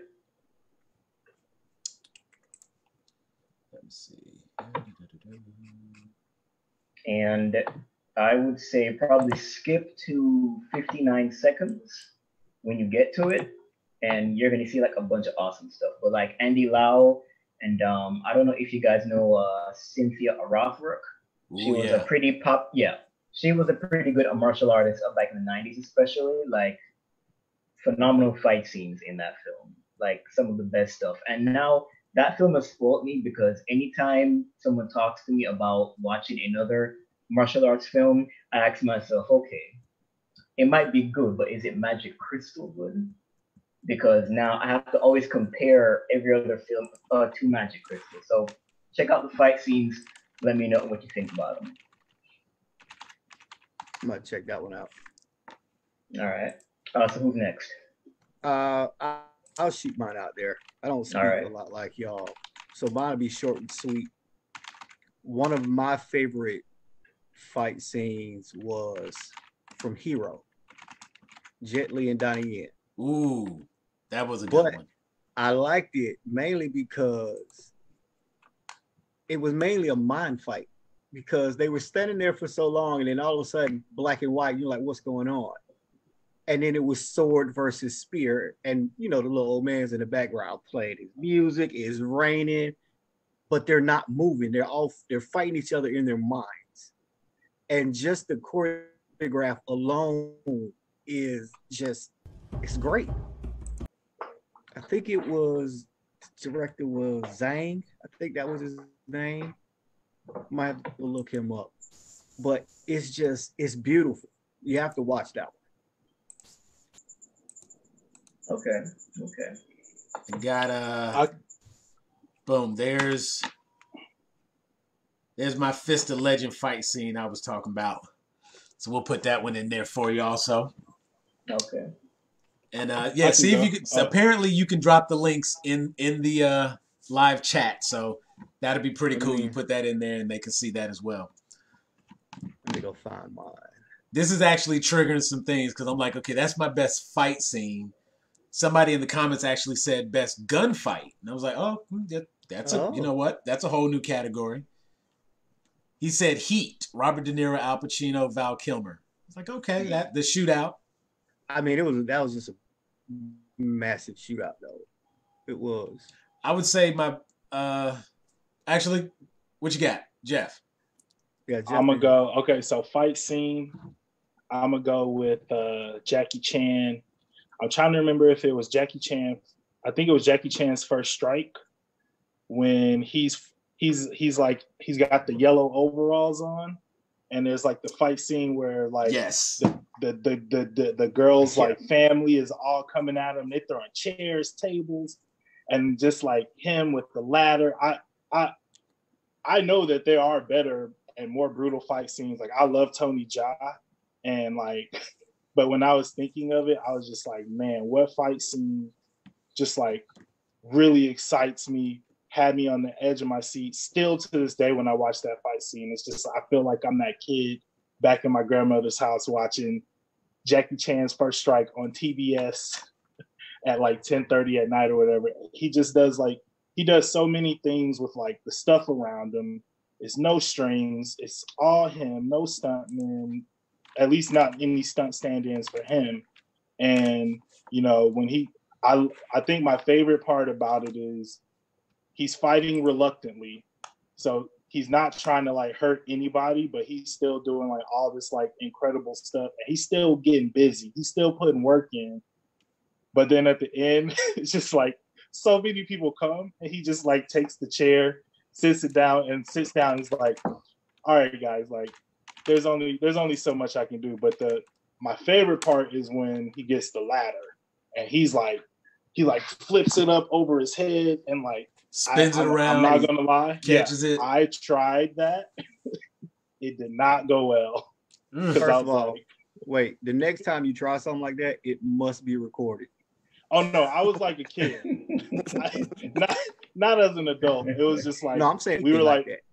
Oh yeah, when we were like painting the house, and my granddad was like, all right, take the ladder back around the house. And like I got around the corner and I looked around and I was like, bop. I was like, nope. I'm going back to the garage. But I love Jack. Like I always tell people, it's like no disrespect to Bruce Lee, but for me, like Jackie Chan is my Bruce Lee. Like Rumble in the Bronx is my Enter the Dragon, because that like I watched Bruce Lee, but I was like the speed, the power, the relevance of Jackie Chan when those movies were being brought over to America, to where I was at the age that I was. It was so impressive to me. It was so dope to me. Like I just thought everything about like how Jackie Chan did martial arts, using props around him, using everyday things, and just turning them into like these crazy, like deadly weapons was like super crazy to me. And then on top of that, like the blooper reel was at the end where you're seeing him like run and try to jump on this big ass net and fall into the ocean. And you're like, oh, that's Super Jackie Chan doing that. Yeah. I would say gunfight. My favorite gunfight would be Tombstone, the shootout at the OK Corral. Ooh, I just love, like, it's like tense, and then the action starts, and it's just like, I just love the part when the one dude's like, come on guys, we don't have to do this, and Wyatt Earp's just like, when the fighting starts, you either get to shooting or get to running, and like throws the dude, and they're just like, wow. I thought it was masterfully done, because it really revealed, it was more than just a gunfight. It also revealed like the characters of the like different characters involved in the gunfight. So you see the mayor, who's been like walking around with his chest all puffed out. Now he's hiding in the haberdashery with the women, and the women looking at him like, so you was talking this big game and you in here with us when the gunfight comes out. And, you know, I love that movie. You know, Val Kilmer as Doc Holliday has always been one of my favorite characters. And even though I love one of the best scene, lines, yeah. I'll be your Huckleberry. Like, my favorite line from him actually is from when he gets in the fight with Johnny Ringo and he like walks out, and Johnny Ringo thinks it's going to be Wyatt Earp. And he's just like, well, Johnny Ringo, you look like somebody just walked over your grave. And it's just like, how do you come up with this stuff to say to people? And now you got them even madder. You got them, and then you just shoot them dead. It wasn't a great gunfight, but it was a great line and a great scene. But when they're in the bar and he takes the cup, yeah, and he spins the cup, yeah, dick move. Like this is what I think of you. Okay, this is how threatening you are. Yeah. Let's see, Tony, what you got? Best gunfights. I think I actually have two that I really can't decide between. The Matrix, the Lobby. Iconic. Definitely iconic. And Scarface, the ending. I'm kind of torn between the two. I could see that. I mean, I don't know. I could see how that might. Again, another iconic, because he should not have been able to take that many. I mean, I guess technically he could take that many shots, because that was a major pile on that desk. Yeah, it was. And so he was every shot he that took, was a bulletproof pile right there. Because so he was like, okay, we can keep going. You know, I'm gonna say, but I might have to go with Matrix, because the younger crowd won't know about the Scarface fight. See, I don't know. Matrix. I feel like if you're a movie person, although I won't necessarily sit here and put Scarface as being like the greatest, it's still an iconic movie, and as a result, deserves to be watched. And so, it does. You know, it's required viewing at some point. Like, you know, when you start going through The Godfather and Goodfellas, and you start going through, you cannot skip Scarface. Mob movie. You cannot skip Scarface. When you go through those gangster movies, you have to watch Scarface. It's a requirement. Now, whether or not you think it deserves to be in the same category, that's an opinion for later. That doesn't matter. It's required viewing. Brent, what you got? For favorites fight scene, mine is way, way newer than the movies that I've been mentioning. And it's not really iconic either. It's just something that I really enjoyed. It was from Sherlock Holmes 2, Game of Shadows with I think it was Game of Shadows. You Yeah. can correct me on that later on. Robert Downey Jr.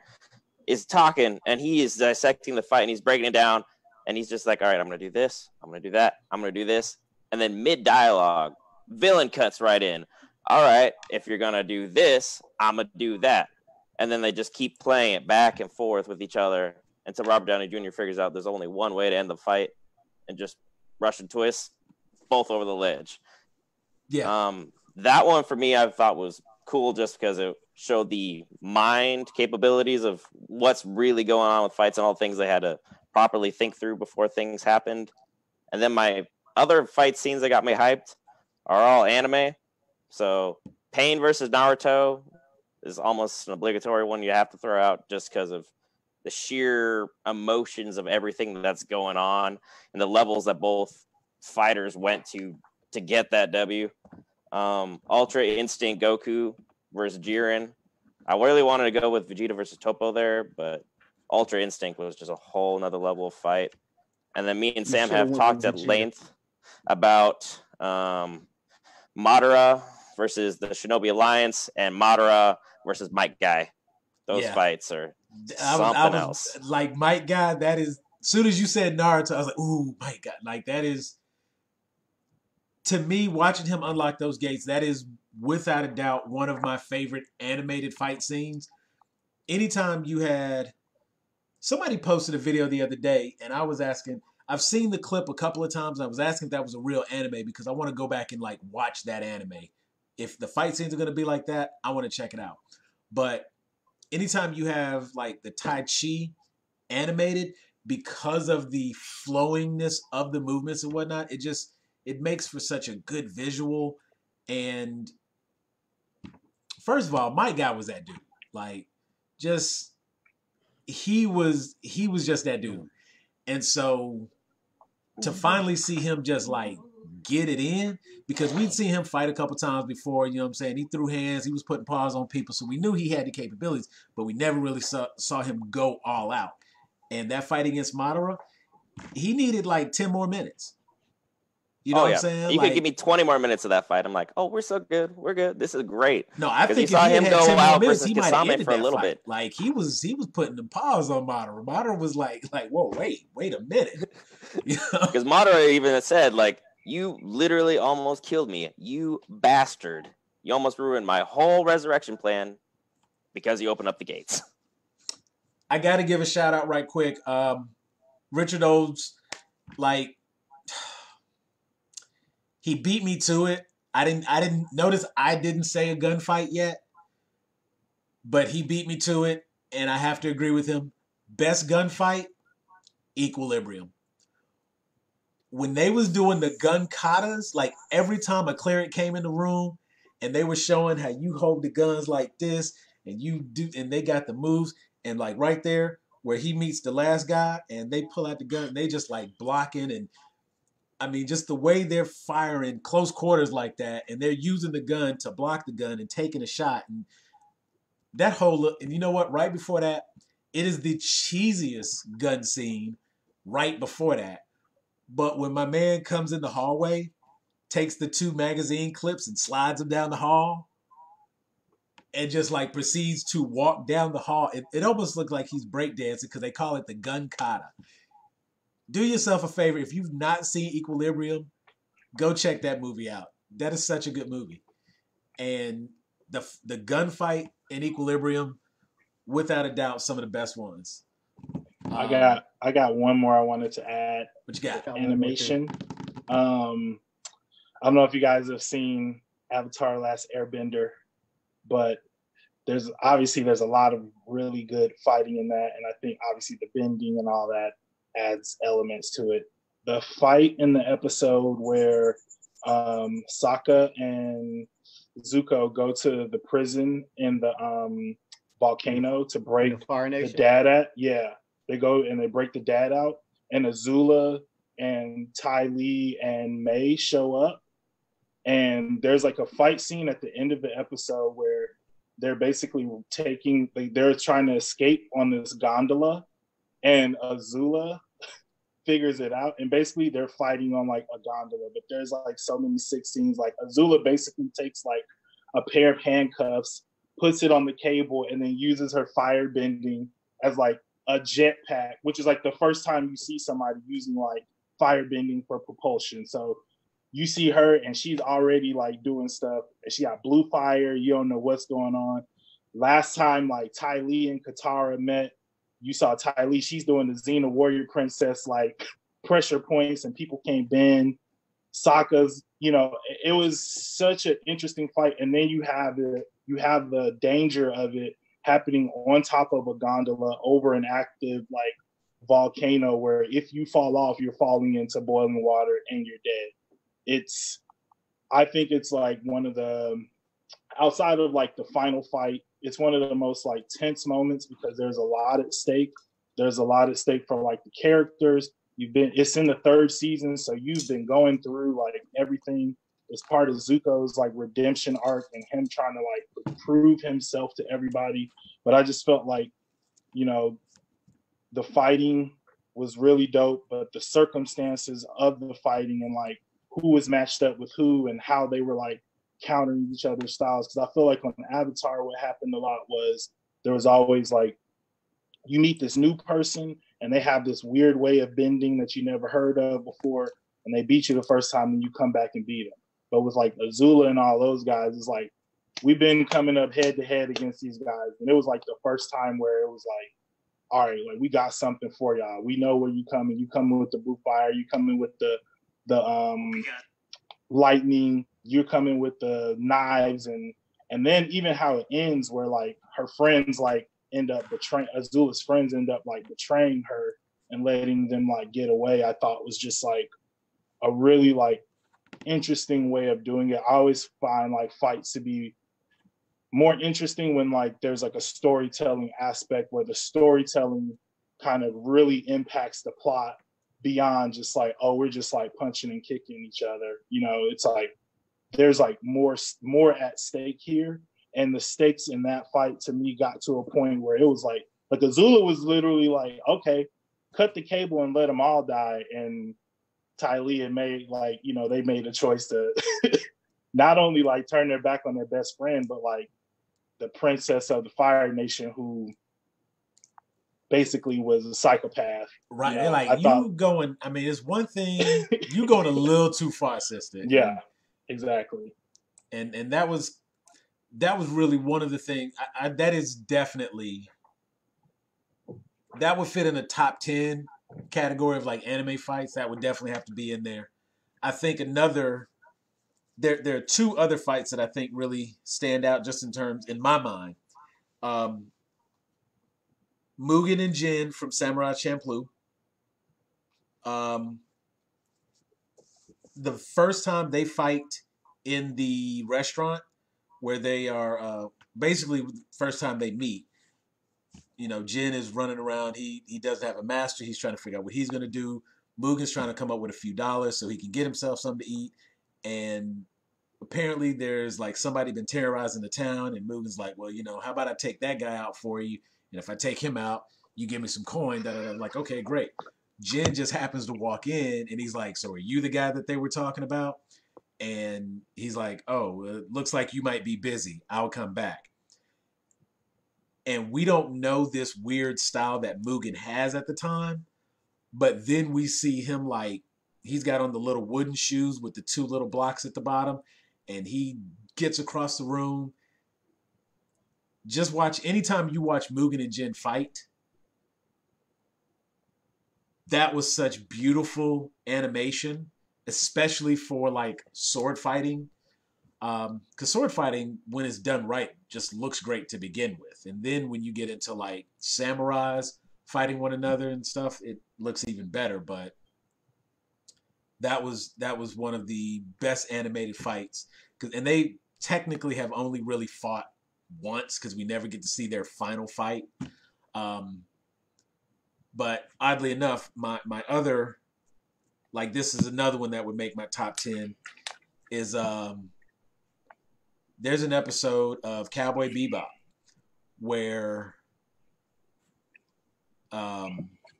Spike is, I want to say this is like Highway Blues, I think is the episode. It's one of the more popular episodes. He starts off, he's like sitting at this table, like this guy has this, they have this drug in the future or whatever, and you like spray the stuff directly in your eye, and it's basically like some sort of steroid. Of course, Spike Spiegel is a bounty hunter, so he's trying to collect the bounty for this guy. And he's sitting like at a table with these older guys, and they're like playing checkers. And he's got on like a big poncho and this big sombrero. And he fights this guy for the first 2 minutes of the fight. He hasn't even like taken his hands out the poncho. He's just like kick, and basically hand this guy's ass to him. And then like the guy like tries to throw a table, and that fight sequence was one of those things where like prior to that, all we'd seen was a little bit of flying and some gunplay. This was that moment where you realize Spike was that dude and was not to be taken lightly, that he could actually put you down if he chose. So those two would have to make it on at least on my top 10 list. Any other honorable mentions anybody got? Yeah. I got one too. Okay, yeah. No, you go ahead. All right, I just thought of one. Fight scene that gets me hyped every time I see it. Church scene in The Kingsman. Yes. That was tense. Yes. Yeah. Oh yeah. That is a super sweet scene. And is it like one continuous take? One continuous take, and it's the perfect use of Freebird I've ever seen. Yeah. Oh yeah. Yeah. It was definitely super impressive. That scene was so good. It looks good even when Family Guy did it with Meg and Chris in the lunchroom. I remember that, yeah. And I saw that, and I was sitting there watching that episode. It was just like the way they were just like back and forth and moving, and the kinetics of that fight. I was like, that's Kingsman. And I was just sitting there glued to the TV while that was happening, the same way I was glued as I was watching it in the movie.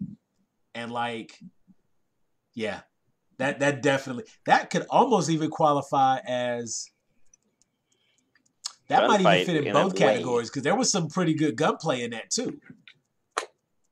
True. Because they used grenades, books, all the pews, they used guns. I mean, a little bit of everything was used throughout that whole fight scene. Mm-hmm. The flag, the flag, the spear tip on the flag, when the staff got broken, that became a weapon twice. Yeah.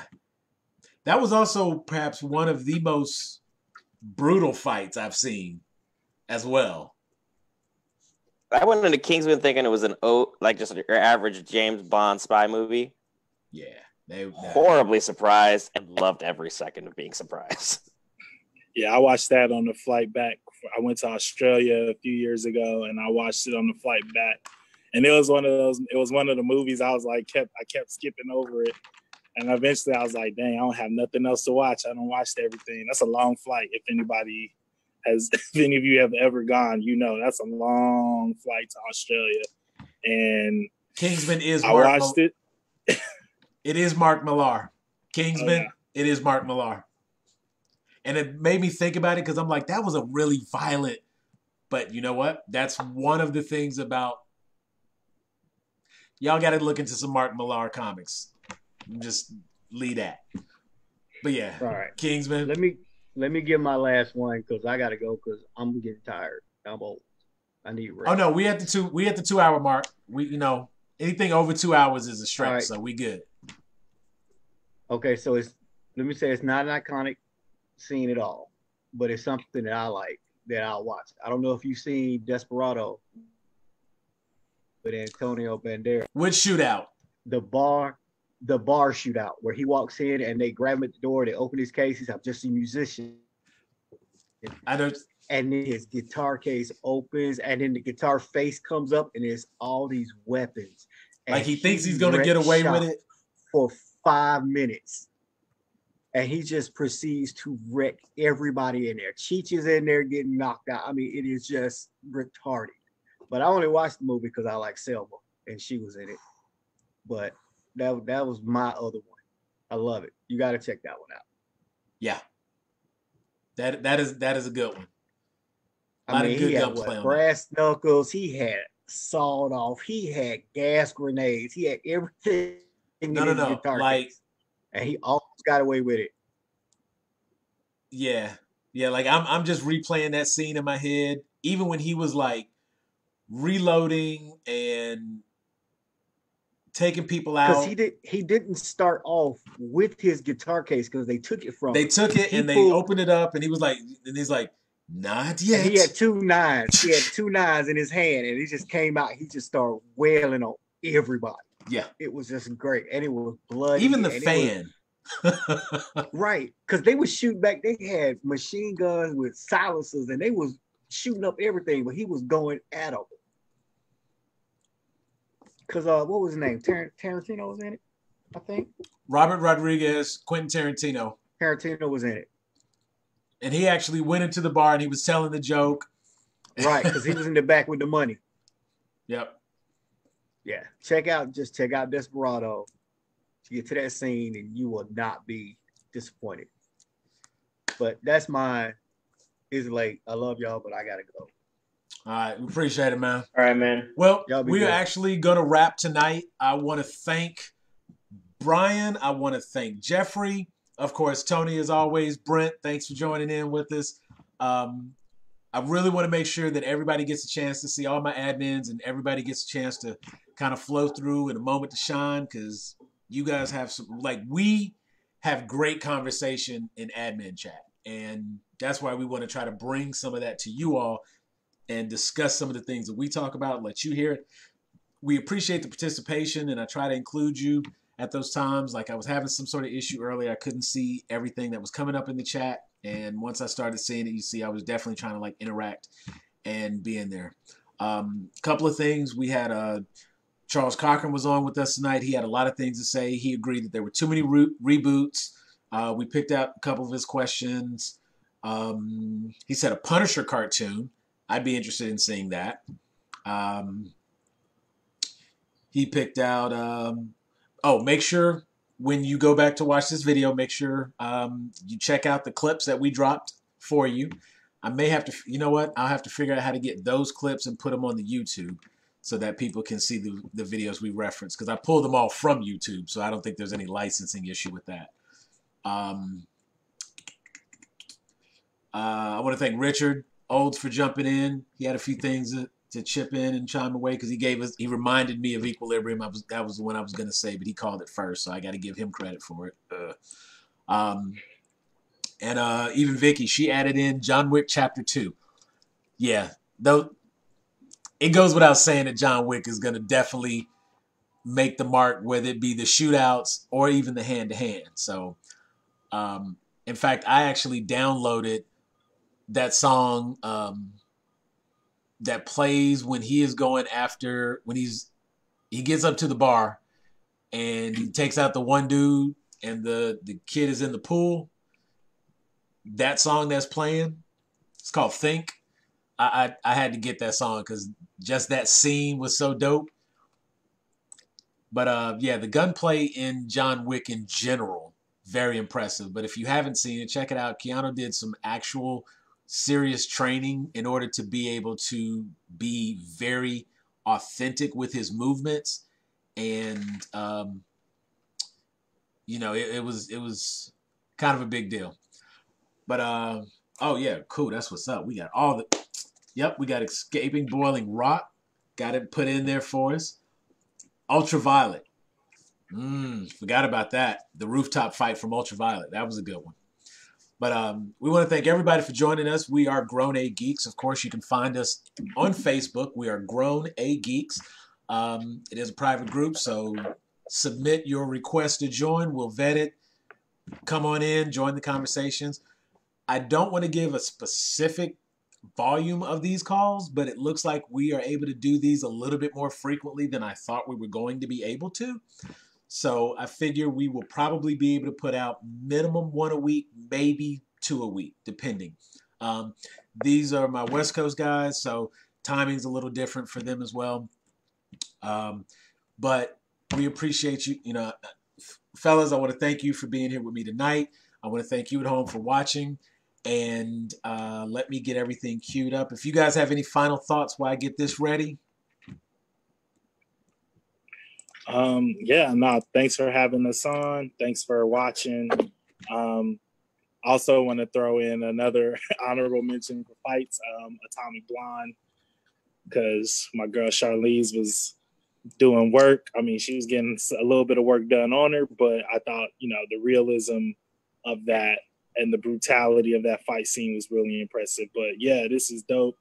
I'm excited. I'm excited to, you know, build this even more. Some of the conversations we've been having about how to kind of take the chats and the conversations and even like splinter them off so that we don't feel like we got to have every conversation on every call every single night, you know, even just building different teams and getting to know like the admins and building personalities that way, I think is really going to be fresh and exciting. And I'm excited to, you know, keep moving forward and building this with everybody.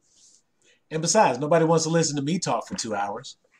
So, because I just run, you know what? Literally, you could probably just put a camera in front of me and Brent, and we just wouldn't shut up for 2 hours, and it would be fine, and we would be okay with it. But that gets boring. So I like having different people on, get some other insights, and you all speak so well, and you have great things to say, and I want other people to see those great things. But we're gonna go ahead and sign off, and so we will talk with you all later. Peace.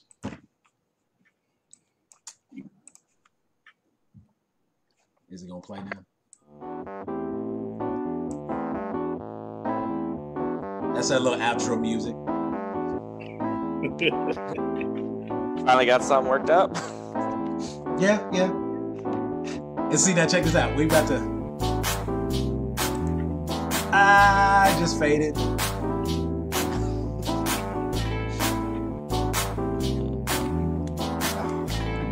You know what? I'm gonna put a thank you card at the end of this. And just say thanks. Like, thanks for watching. But we do appreciate y'all. Folks. And thank you for watching.